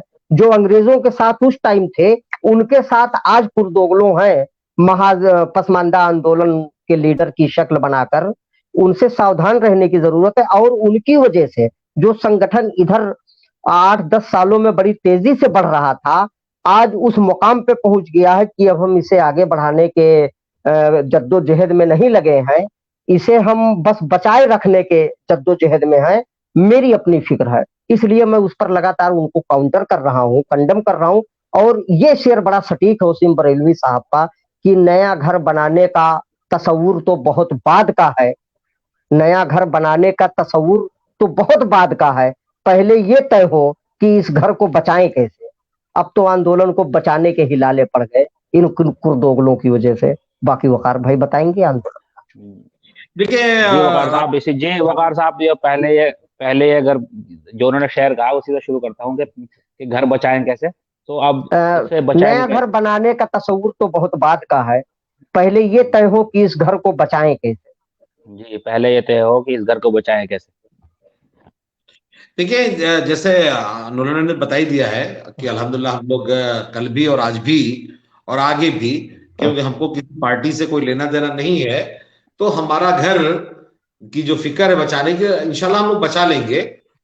और जो आप कह रहे थे कि क्या क्या मतलब असरात क्या पड़े देश में या क्या आंदोलन ठहर सा गया, आंदोलन कहाँ खड़ा है अभी? जैसा मैं सवाल दोहरा दूं, जैसा 1998 से ये पसमानदा आंदोलन एक बाजाब्ता शक्ल इख्तियार कर गया, बाजाब्ता, तो अब उसके बाद में अगर आप पीछे मुड़ के देखते हैं तो आंदोलन कहाँ खड़ा है? क्या ये खत्म होने के कगार पे है या कुछ आपको उम्मीदें हैं? नहीं, हमें देखिए बहुत उम्मीदें हैं, क्योंकि सोनिया गांधी के साथ जब मामला हुआ था तो एक साथ एनसीपी और तृणमूल कांग्रेस जैसे लोग अलग हो गए थे। तो ऐसा लग रहा था कांग्रेस खत्म हो जाएगी। फिर बीच में आया जब 44 पे आ गए तो भी लोगों ने कहा कांग्रेस खत्म, केसीआर वगैरह अलग हो गए, कई लोग अलग हो गए और इतने एकदम नीचे आ गई तो लगा खत्म। फिर अगले इलेक्शन में भी हुआ कि कांग्रेस मुक्त भारत।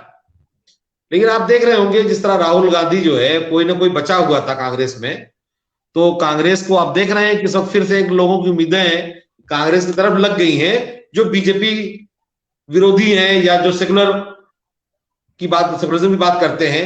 तो उसी तरह से हमारे पास इतने कम लोग भी नहीं है, मुख्तार भाई हैं, नुरलैन भाई हैं, हमारे जैसे कमजोर लोग भी हैं और भी कई लोग हैं हमारे साथ पहले से जिनके नाम ज्यादा चर्चित नहीं है।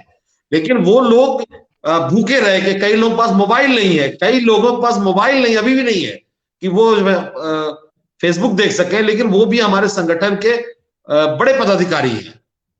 अभी अकबर भाई के पास रिसेंटली मोबाइल आई है और हमारे वो संगठन मंत्री हैं। तो हमारा आंदोलन और हमारा ये संगठन इंशाअल्लाह, पहले भी हम लोगों ने कहा था कि हम ही रहेंगे और आज भी हम कह रहे हैं कि हम ही रहेंगे, क्योंकि बाढ़ में पानी आता जरूर है लेकिन टिकता नहीं बहुत देर तक। तो जो लोग मोदी जी के कहने पे या बीजेपी से कुछ उम्मीद लगा करके बहुत सारे लोग संगठन में आए हैं, संगठन बनाए हैं, तो वो 24 तक जाते जाते दम तोड़ देंगे। वो दिवाली के जो पतंगे होते हैं उनकी उम्र बहुत लंबी नहीं होती है और हम लोग एक दो दिन के नहीं है, 2004 से 5 से 6 से हम लोग लगे हुए हैं और कहीं दाएं बाएं नहीं गए। एक चीज, दूसरी चीज यह है कि आज जो सच्चर कमेटी का आपने नाम सुना होगा, रंगनाथ मिश्रा कमीशन है, कुंडू कमेटी है, या इस पे जो चर्चा ही देश भर में हो रही है, वो कहीं ना कहीं वो हम लोगों की जो मेहनत थी ये उसकी देन है कि आज बहुत सारे संगठन बन रहे हैं। यानी कोई प्रोडक्ट होता है तब तो उसके डुप्लीकेट बनता है।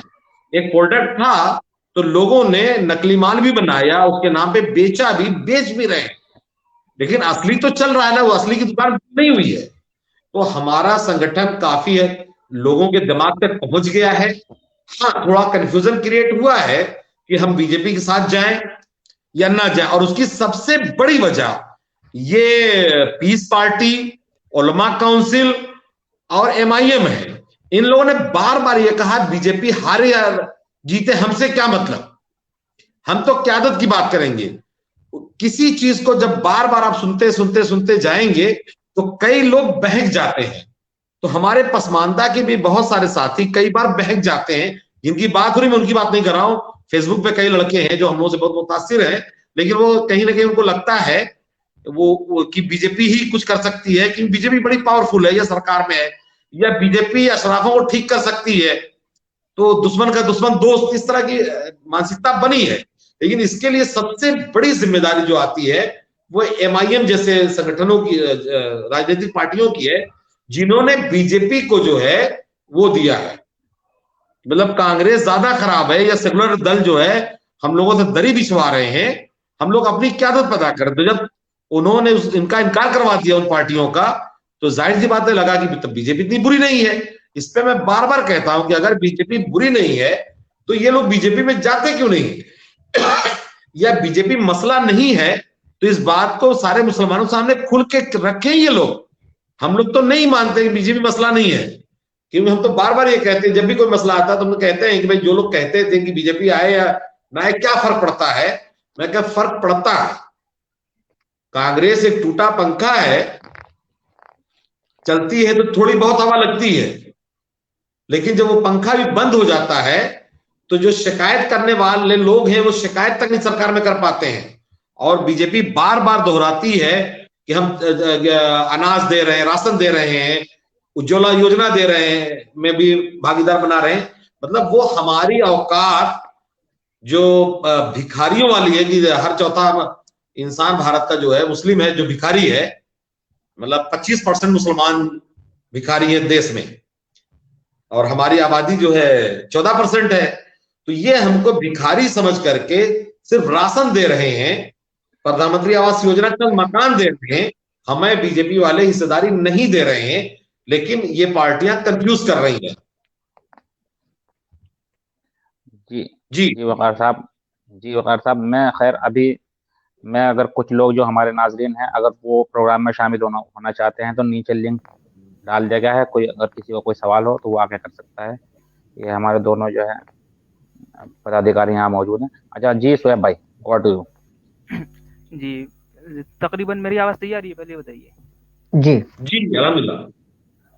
तो तकरीबन जो अहम सवाल थे वो तो मुझे लगता है आ ही गए हैं, लेकिन मैं एक बुनियादी हैसियत मेरी नज़र में जो चीज़ रखती है उसकी तरफ इशारा कराना चाहूँगा कि मौलाना आज़ाद ने एक शेर कहा है कि सब लोग जिधर हैं वो उधर देख रहे हैं, हम देखने वालों की नज़र देख रहे हैं। तो गालिबन जुलाई के अवाइल की बात है 2022 में, जब मोदी जी ने पसमानदा के ताल्लुक से बात की थी हैदराबाद के अंदर, और बड़े ही मीठा बयान मोदी जी ने दिया था। और फिर उसके बाद एक इनकलाब आ गया मुल्क में, हर तरफ पसमानदा के रहनुमा और नए नए लीडर। हमें तो ऐसे लगने लगा था कि भाई पसमानदा से के गमखार और ये कहाँ से निकल कर आ गए इतने, जैसे बरसात के बाद खरपतवार उगाती है, तो इस तरह से लोग दिखाई देने लगे। तो खैर, अब ये क्या हुआ कि मोदी जी तो बयान दिया और ये बात टीवी पर भी ज़ेर बहस आ गई और हर तरफ चर्चा में आ गई। अब जो पसमानदा का जनाजा था वो भी अशराफों के कंधों सुप्रीम कोर्ट पहुंचा है कब्रिस्तान में।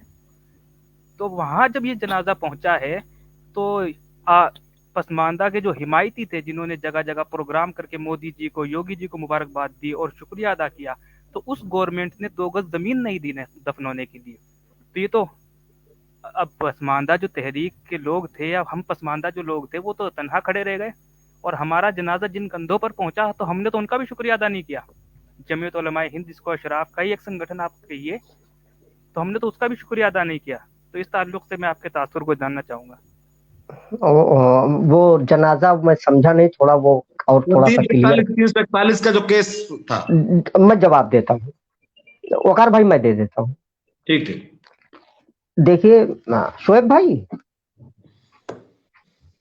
देखें ऐसा है कि 341 पर जब बात हो रही थी तो मैं अपनी ही बात करूंगा। तो मोदी जी ने पहले कहा कि हम आयोग बनाएंगे 341 पर। तो जब आयोग की बात आई तो सारे लोग प्रशंसा करने लगे, तारीफ करने लगे और शुक्रिया अदा करने लगे। आप मेरी वाल पर जाएंगे तो मैंने पोस्ट तुरंत डाली, मेरे फेसबुक वाल पर मौजूद है। मैंने कहा कि आयोग, और मैं फेसबुक लाइव भी आया था तो विस्तार से मैंने लाइव पर भी बताई थी ये बात। मैंने कहा आयोग तो इस चीज का बनना चाहिए था कि 70 सालों में, 72 सालों में जो पसमानदा की, एससी मुसलमानों की हकमारी हुई है, उस हक, उसकी भरपाई कैसे की जाए उस नुकसान की। आयोग इसलिए बनना चाहिए था, इसलिए नहीं बनना चाहिए था कि हमको शामिल किया जा सकता है या नहीं। और जो लोग इस पर भी प्रशंसा कर रहे हैं, या तो वो उनके एजेंट हैं या फिर वो इस बात को समझ नहीं पा रहे हैं। मैंने तब तक किसी पर आरोप नहीं लगाया क्योंकि दोनों चीजें हो सकती थी। मैंने पहली पोस्ट मेरी थी विरोध में। मैंने कहा क्योंकि सिखों के लिए आयोग नहीं बना, बौद्धों के लिए 90 में आयोग नहीं बना, शामिल कर लिया गया, जबकि उनके फेवर में किसी आयोग की रिपोर्ट नहीं थी। हमारे फेवर में रंगनाथन मिश्रा की, सच्चर कमीशन की, गोपाल सिंह कमेटी की 3 रिपोर्ट तो मेरी जानकारी में है आयोगों की, कि उन्होंने कहा कि एससी रिजर्वेशन से बाहर करना, एससी लिस्ट से मुसलमानों को, ये ज्यादती है, संविधान विरुद्ध है। और जब तक इनको शामिल किया जाए पाबंदी हटा के, और जब तक शामिल नहीं किया जाता तब तक एक अलग वर्ग बनाकर, अति पिछड़ा, अत्यधिक पिछड़ा, पिछड़े में ही अलग वर्ग बनाकर इनको वो दिया जाए ताकि इनकी कुछ भरपाई हो सके। मैंने कहा कि ये है, तो मैंने कहा मंशा ये तो क्लियर हो गई। मैंने अपोज किया आयोग का, लेकिन कुछ लोग प्रशंसा कर रहे थे, मैं ये समझ रहा था कि ये लोग समझ नहीं पा रहे। लेकिन आयोग जब ये तो सुप्रीम कोर्ट से जवाब को टालने के लिए, लोगों को गुमराह करने के लिए आयोग गठित किया गया था। लेकिन सुप्रीम कोर्ट ने कहा बहुत लिंगर हो चुका है, हमको काउंटर चाहिए, वरना एक्स पार्टी हो जाता, वो हमारे फेवर में फैसला आ जाता। तो अब इनकी मजबूरी थी काउंटर देना। जब इन्होंने फिर डेबिट फाइल किया तो भेद खुल गया। इन्होंने सीधे अशराफ वाली भाषा बोल दी कि मुसलमान इस्लाम में जात नहीं है, और जो इनकी मैंने कहा ना कि हिंदू राष्ट्र की ही अवधारणा से दिक्कत नहीं है, बहुत ज्यादा दिक्कत एंटी इस्लाम एंटी मुस्लिम फिक्र से इनके है। तो वो एंटी मुस्लिम फिक्र सामने आ गई कि इन्होंने हमारे खिलाफ दे दिया कि इनको नहीं शामिल किया जा सकता। उसके बाद मैंने नाम लिया कुछ लोगों का कि जो उसके बाद भी उस पर कंडम नहीं किया मोदी जी को, बीजेपी को, कि इन्होंने ये गलत किया, और दबी जबान में कहा कि मतलब मायूस किया, जिसमें डॉक्टर फैयाज है। और उसी पर एक डिबेट, वकार भाई सुनिएगा, उसी पर एक डिबेट परवेज हनीफ के साथ लेनिन ने की, और लेनिन 20 मिनट तक इस पर सवाल पूछता रहा। परवेज हनीफ दाएं बाएं भागते रहे, मोदी की बुराई इस पर नहीं की। कहा ये एक रात में जवाब नहीं दिया जा सकता, एक रात में आरक्षण नहीं एससी का दिया जा सकता, इसके लिए आयोग बना है, रिपोर्ट होगी, सर्वे होगा, रिपोर्ट जाएगी। वो कह रहा था, ये जो काउंटर फाइल किया 20 मिनट तक लेनिन, लेकिन लेनिन साहब भी बहुत खुल के नहीं सवाल, वो फिर लेनिन साहब समझ गए, फिर वो भी इधर उधर करके आगे बढ़ गए। 20 मिनट तक परवेज हनीफ बीजेपी को दो टूक कहने की जगह, इसकी आलोचना करने की जगह कांग्रेस पे थोप के इधर उधर भागते रहे। तो हम तो पहले रोजे अव्वल से स्पष्ट थे, क्योंकि हम पहले से जानते हैं इस संघ से गवर्न होने वाली पार्टी है, हमारे लिए कुछ नहीं करेगी, हम पहले से मुतमईन थे। और रहा सवाल जो लोग लड़ने गए हैं, देखिए आप लड़ने गए, आप जमीयत की बात की, तो मैं मुस्लिम लीडरशिप के लिए जो मैंने जुमला भी इस्तेमाल किया कि आयोग को लेकर ये लोग या तो समझ नहीं पाए या तो फिर एजेंट हैं, तो मैं मुस्लिम लीडर्स के लिए भी दो बात कहता हूं। और मेरा इस पर एक आर्टिकल भी है, मुस्लिम रिजर्वेशन की जब ये मांग करते थे कि संविधान के अनुसार धर्म के आधार पर आरक्षण नहीं मिल सकता, आप धर्म के आधार पर मांगते हैं, जबकि ओबीसी में मुसलमानों को मिला है। या तो ये ओबीसी पसमानदा को मुसलमान नहीं मानते मुस्लिम लीडर, या तो फिर ये समझ नहीं पाते हैं कि धर्म के आधार पर मिलेगा तो कोर्ट रिजेक्ट कर देगी। तो या तो ये बेवकूफ है या जानबूझकर हमारा नुकसान कर रहे हैं। मैं ये जुमला उनके लिए भी बोलता हूं। तो जमीयत से हमारा सवाल ये नहीं है कि जमीयत, भाई शुक्रिया आप गए, अब तक जमीयत ने क्यों नहीं 341 पर कोई बड़ा प्रोग्राम किया, आप ताकत में थे। मुस्लिम पर्सनल लॉ बोर्ड क्यों नहीं बोला, अमारते शरैया, अदारे शरैया क्यों नहीं बोली। उनसे शिकायत ये है, उनसे सवाल ये है, शिकायत नहीं सवाल है कि अब तक आप खामोश क्यों थे, कि आपको जानकारी नहीं थी। अगर जानकारी नहीं थी तो इतने कम जानकार लोगों के हाथों में मुस्लिम क़यादत, अगर जानकारी थी तब भी आप खामोश रहे। तो आज आप उसी तरह फायदे के लिए, जब जानते हैं इस बात को छिपाया नहीं जा सकता, वरना अब क़यादत हाथ से निकल जाएगी, अपनी क़यादत बचाने के लिए, मुस्लिम क़यादत बचाने के लिए आप सुप्रीम कोर्ट गए हैं, जैसे मुस्लिम वोटों को डिवाइड करने के लिए या अपनी तरफ कुछ खींचने के लिए, राजनीतिक फायदे के लिए बीजेपी हमारा नाम ले रही पसमानदा का। तो आप उसी लाइन पर हैं, ये इनसे शिकायत है, हम उनका कौन सा शुक्रिया अदा करें। वो तो अपनी क़यादत बचाने अब गए हैं, वरना इसके पहले क्यों नहीं गए। और अगर नहीं जानते तो बताइए कितने नाजानकार लोगों के हाथ में मुस्लिम क़यादत थी, अभी उनकी प्रशंसा करके उनको फिर क़यादत दे, तब तो मुस्लिम कौम डूब जाएगी। कौम को भी बचाना है ना ओकार भाई जी। ठीक है। एक शेर है फजाइल अमाल में, मीर क्या सादा है बीमार हुए जिनके सबब, उसी अत्तार के लौंडे से दवा लेते हैं। फजाइल अमाल में शेर है। तो अबुल कलाम आजाद और रफी अहमद किदवई, हुसैन अहमद मदनी साहब से लेकर के अब तक सिर्फ 341 को की तो बात ही छोड़ दीजिए, 342 पे भी आज तक बात नहीं कर पाए ये लोग। और हम लोगों का प्रेशर पे 341 पे जब देखा कि अब कुछ नहीं होना है, मोदी जी भी पलट गए हैं, तो ये पहुंच गए। वो नहीं कहते फातिहा पढ़ने, कंधा देने नहीं, फातिहा पढ़ने गए ये। जी सो भाई।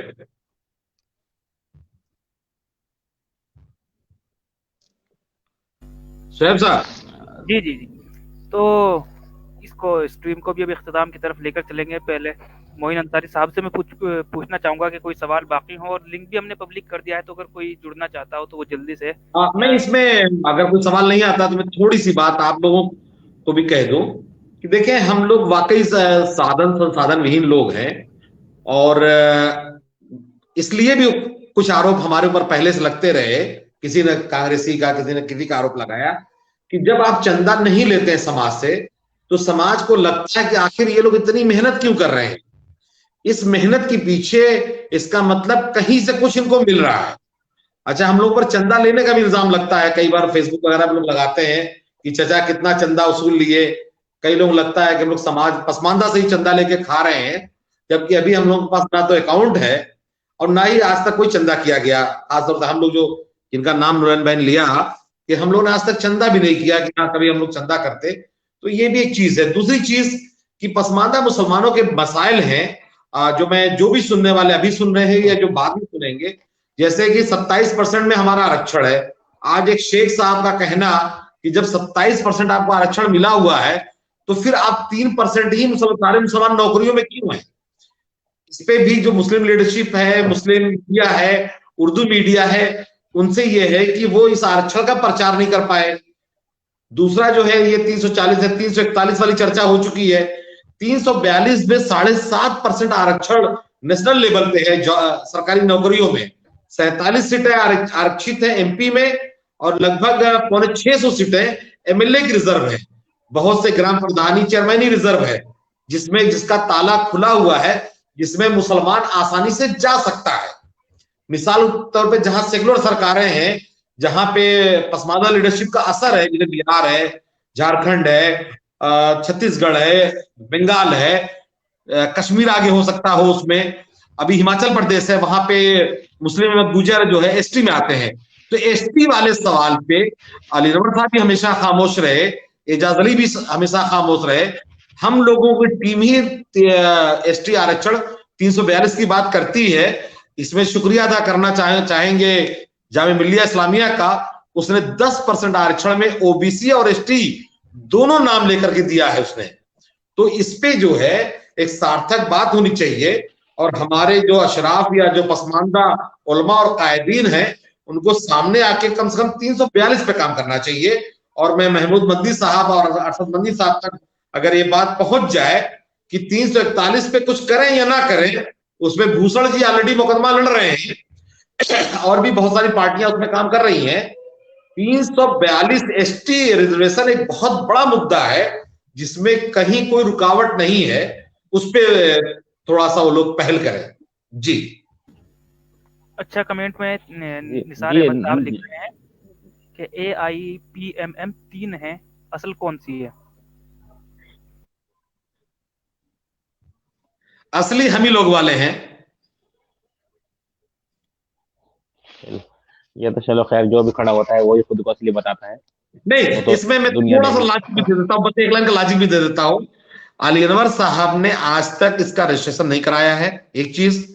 दूसरी चीज, बीच में उन्होंने कहा था कि अब हजी निसार साहब ने कहा था कि अब हम लोग काम नहीं करेंगे, थक गए हैं। और अली अनवर साहब ने पूरे उसको भंग कर दिया था संगठन को, और आज तक दोबारा जो है उस पर कोई चुनाव या कोई गठन अभी तक नहीं हुआ। ये हो गया अली अनवर साहब वाला मामला। दूसरी चीज, यूनुस साहब भी AIPM की बात करते हैं, वो जाहिर सी बात अभी मुल्लन भाई ने बता दिया उनके बारे में कि कहीं ना कहीं वो मामला है। वो तो चीटर है, मैं तो तैयार हूँ हर तरह से चीटर है। तो फिर ला मोहल्ला बच्चे हम लोग, जैसे कांग्रेस सोनिया वाली जो है। जी, अभी नूरलैन साहब की बात के बाद निकल के थे, ये कहा कि भाई एक रात में कोई फैसला नहीं लिया जा सकता। तो एक रात में आप 370 तो हटा सकते हैं, इतना बड़ा फैसला ले सकते हैं, इस पर क्या कहेंगे भाई? जो आप लोग जो बचाव कर रहे थे, जो आपके पसमानदा थिंकर्स थे, वो बचाव कर रहे थे कि एक रात में कोई फैसला नहीं लिया जा सकता इतना बड़ा। देखिए, मैं इस पे एक बात कह दूं, वो जैसे हमारे एक मिनट भाई, जो हमारे बड़े उलमा और कायदीन हैं पूरी दुनिया में जाके ढिढोरा पीटते हैं कि भारत में से अच्छा कोई देश नहीं है और शिवाजी से अच्छा कोई राजा नहीं। हम लोग दुनिया के सबसे ज्यादा कमजोर और सताए हुए लोग हैं, खासतौर से पसमानदा मुसलमान। इसकी सबसे बड़ी आबादी जो है अंसारी बुनकर, ना राज्यसभा में है ना लोकसभा में है, ना बिहार में के विधानसभा में, ना विधान परिषद में है। इसी तरह दूसरी बिरादरियों का भी बुरा हाल है। धोबी और नट जैसी बिरादरियां आज तक MLA नहीं बन पाई हैं। तो भारत में जो मीडिया है, रवीश कुमार जैसे लोग भी 341 पे बात नहीं करते। भारत में हमारे साथ अच्छा सलूक नहीं किया जाता है, बस मजबूरी है कि हम मांगे तो किससे मांगे, कहें तो किससे कहें। 370 हट सकती है, ट्रिपल तलाक पे बात हो सकती है, लेकिन जो पसमानदा महिलाएं एक बुरी हालत में जिंदगी जी रही हैं, उन्हीं को 341 में जगह मिल जाती, उन्हीं को कोई जगह अलग अलग पार्टियां राज्यसभा वगैरह में भेज देती कि भैया जाओ तुम अपने सवाल उठाओ। लेकिन अब कलाम साहब को क्या अच्छा लगा था मुझे नहीं मालूम, लेकिन ये सारी सरकारें बायस हमारे खिलाफ। मैं थोड़ा सा एक चीज कह वालेकुम दूं। अस्सलाम।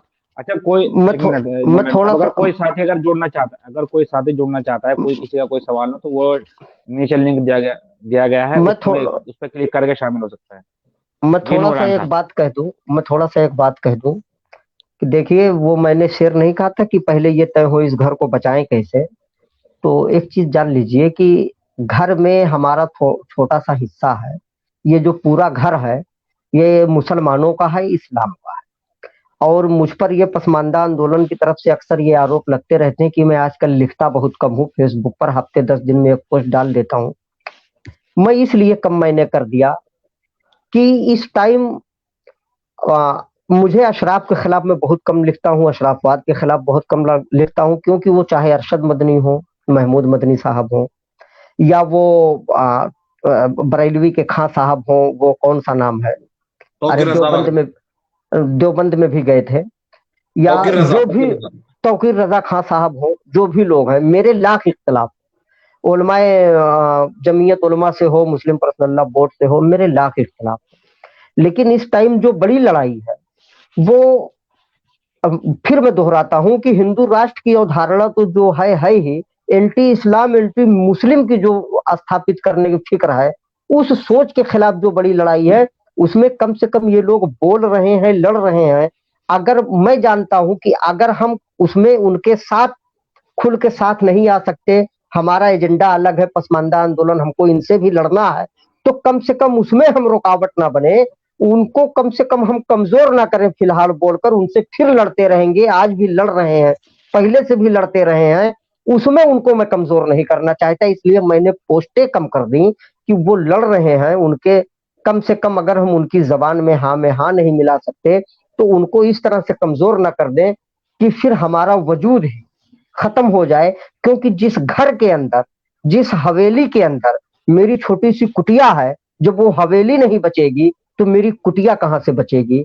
मेरे संगठन में ही मुस्लिम पसमानदा, महज मुस्लिम लफ्ज, तो मुस्लिम शिनाख्त ही जब नहीं बचेगी तो मैं पसमानदा कहां से बचूंगा।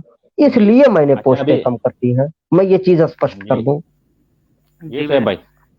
नूरुल मोमिन साहब ने जो बात कही है, अगर वो दुरुस्त समझे तो एक शेर के जरिए मैं उनकी तर्जुमानी करना चाहूँगा कि घरों की राख फिर देखेंगे, पहले देखना ये है, घरों को फूंक देने का इशारा कौन करता है।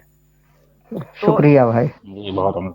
तो वकार साहब से भी और आपसे भी मैं एक बात ये कहना चाहूँगा, जिस तरह से एक बड़ा मुस्लिम रहनुमाओं में नाम है, उलमा में मौलाना सज्जाद नोमानी साहब का, और हम देखते हैं कि दक्षिण भारत में उनकी तहरीकें चलती हैं, मूल निवासी और दलित पिछड़ों के हक में भी वो आवाज़ें बुलंद करते रहे हैं।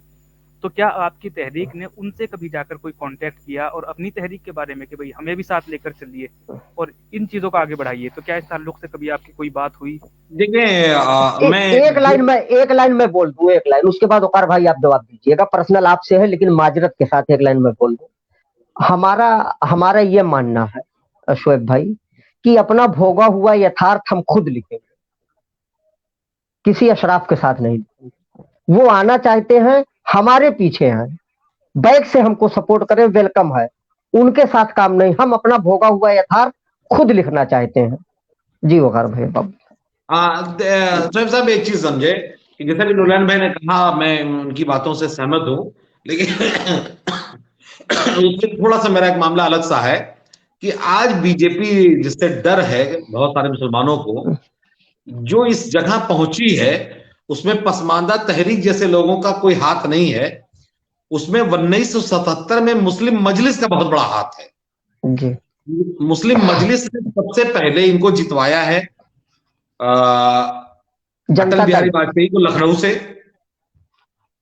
बम्पर वोटों से। जनता पार्टी जी, जब जनसंघ में ये लोग थे और ये लोग मिलकर के जनता पार्टी बनाई गई थी। आजादी के पहले भी हिंदू महासभा को जो खाद पानी मिलता था वो मुस्लिम लीग से मिलता था। सिंध और कई जगहों पे मिलकर सरकार बनाए थे ये लोग। और अब ये हिंदू जो कांग्रेसी हैं या सेकुलर हैं वो लोग भी इन बातों को खुल करके कहने लगे हैं। तो मुसलमानों ने मैं बार बार कहूंगा, मुस्लिम लीडरशिप और मुसलमानों ने 77 में इनको मजबूत किया। फिर उसके बाद उस राजीव गांधी को, जिसने सुप्रीम कोर्ट के फैसले को मुसलमानों के दबाव में आकर के मुसलमानों के हक में कानून बना के दिया, शाहबानो वाला मामला, उस को जो भी इल्जाम लगाए हैं बाद में 86 वाला, 89 में बीजेपी के साथ मिलकर के मुफ्ती मोहम्मद सईद होम मिनिस्टर बनते हैं। कम्युनिस्ट पार्टी और बीजेपी ये लोग वीपी सिंह को सरकार बनवाते हैं और कांग्रेस को हरवाते हैं दोबारा। और उसमें भारत की मैक्सिमम नॉर्थ इंडिया की मुस्लिम लीडरशिप उस वक्त वीपी सिंह के साथ थी। वही वीपी सिंह जिसने डायरेक्ट गोली चलवाई थी मुरादाबाद में। अलग बात है कि पसमानदाओं के लिए वे एक अच्छे साबित हुए कुछ मामलों में, लेकिन जहां तक बीजेपी का सवाल है, बीजेपी वहां से मजबूत हुई।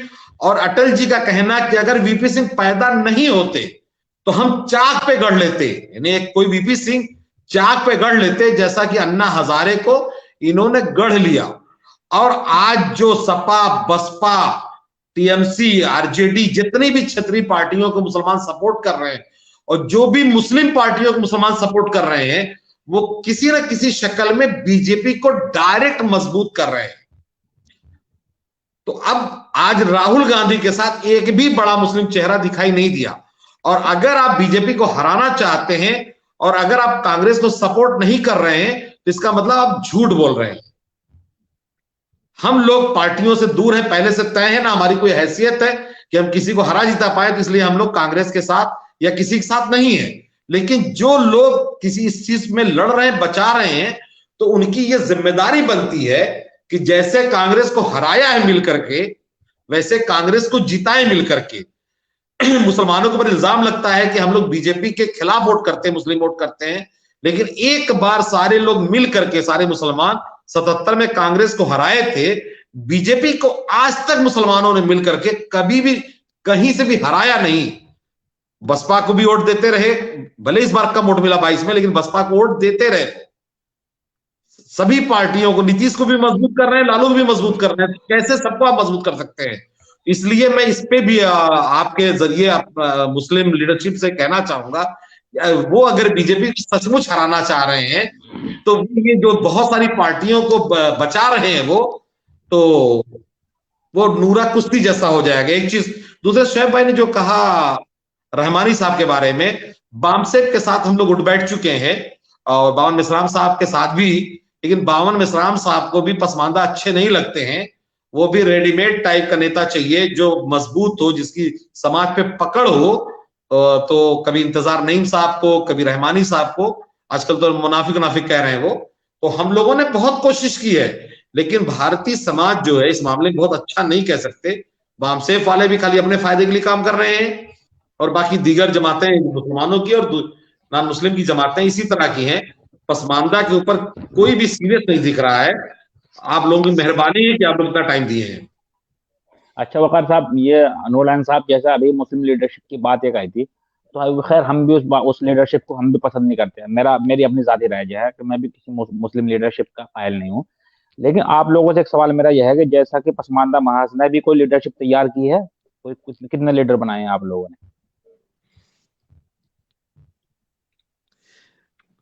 0 से 10 डिजिट में तो आ ही गए हम लोग, बस सॉरी डबल डिजिट में आ गए हैं। अच्छा, डबल डिजिट में आ गए, चलो माशाल्लाह। चलिए खैर, आप लोग आए, तशरीफ लाए, आप लोगों का बहुत शुक्रिया। आप लोगों ने अपना कीमती वक्त दिया, आप इसके लिए आप लोगों का बहुत शुक्रिया। इंशाल्लाह फिर मिलते हैं किसी नए प्रोग्राम के साथ। बहुत जल्द मुलाकात होगी। सभी लेते हैं नाजरीन से इजाजत। अब जितने लोग हमें सुनने वाले थे उन सब का बहुत बहुत शुक्रिया। आप लोग तशरीफ लाए, इसको जो है वीडियो को अगर कोशिश करें ज्यादा से ज्यादा शेयर करें। जी सुहेब भाई कुछ कहना चाह रहे? नहीं नहीं, बस मेरी बात भी मुकम्मल हो चुकी है, और जी ये तमाम हजरात जी का बहुत नूर, बहुत मैं शुक्रिया। सबसे पहले जो है वकार साहब से कहूंगा कि अपने आखिरी कलिमात कह के जो है। जी मैं एक शेर के साथ सब कह देना चाहता हूं। ये कहाँ की दोस्ती है कि बने हैं दोस्त ना से, कोई चारा साज होता कोई गमगुसार होता। बहुत शुक्रिया। जी नूरलान साहब। जी देखिए, जी बताएं।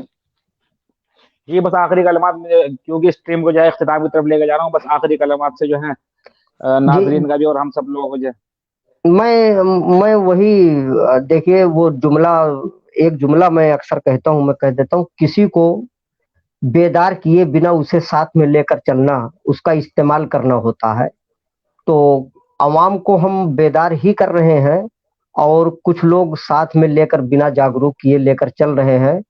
उनसे अवाम बहुत होशियार रहे, और वो ये देखे कि तुर्कों की तरह कुर्दोगलों को मैदान जंग से पहले पहचान ले और उनसे निपट ले, अगर इस तहरीक को बचाना है और कौम को बचाना है, वरना फिर वही अंग्रेज और मीर कासिम वाली लड़ाई का हार होगा। जी खैर बहुत शुक्रिया माशाल्लाह से भाई, आपकी मैं स्ट्रीम भी बहुत अच्छी रही। आप तमाम मेहमान का बहुत शुक्रिया, जज़ाकल्लाह। अस्सलाम एक वालेकुम। शेर के साथ एक शेर मैं कहना चाहूंगा आखिर में, जी, कि अगर इस्लाम अगर अगर कारून की दौलत ज़माने भर का मालो ज़र, अगर कारून की दौलत ज़माने भर का मालो ज़र, मिले इस्लाम के बदले तो हम थूक दें उस पर। बहुत बहुत शुक्रिया। अल्हम्दुलिल्लाह जी, शुक्रिया जी शुक्रिया। और अस्सलाम हाँ, वालेकुम। मैं भी एक शेर कह दूं कि देखिए हालात बड़े खराब है, बिल्कुल इसमें इपट नहीं, लेकिन मैं इस शेर कहूंगा कि न इश्क हारा है न दुनिया थकी है, दिया जल रहा है हवा चल रही है, कैसे? शुक्रिया। अस्सलाम वालेकुम।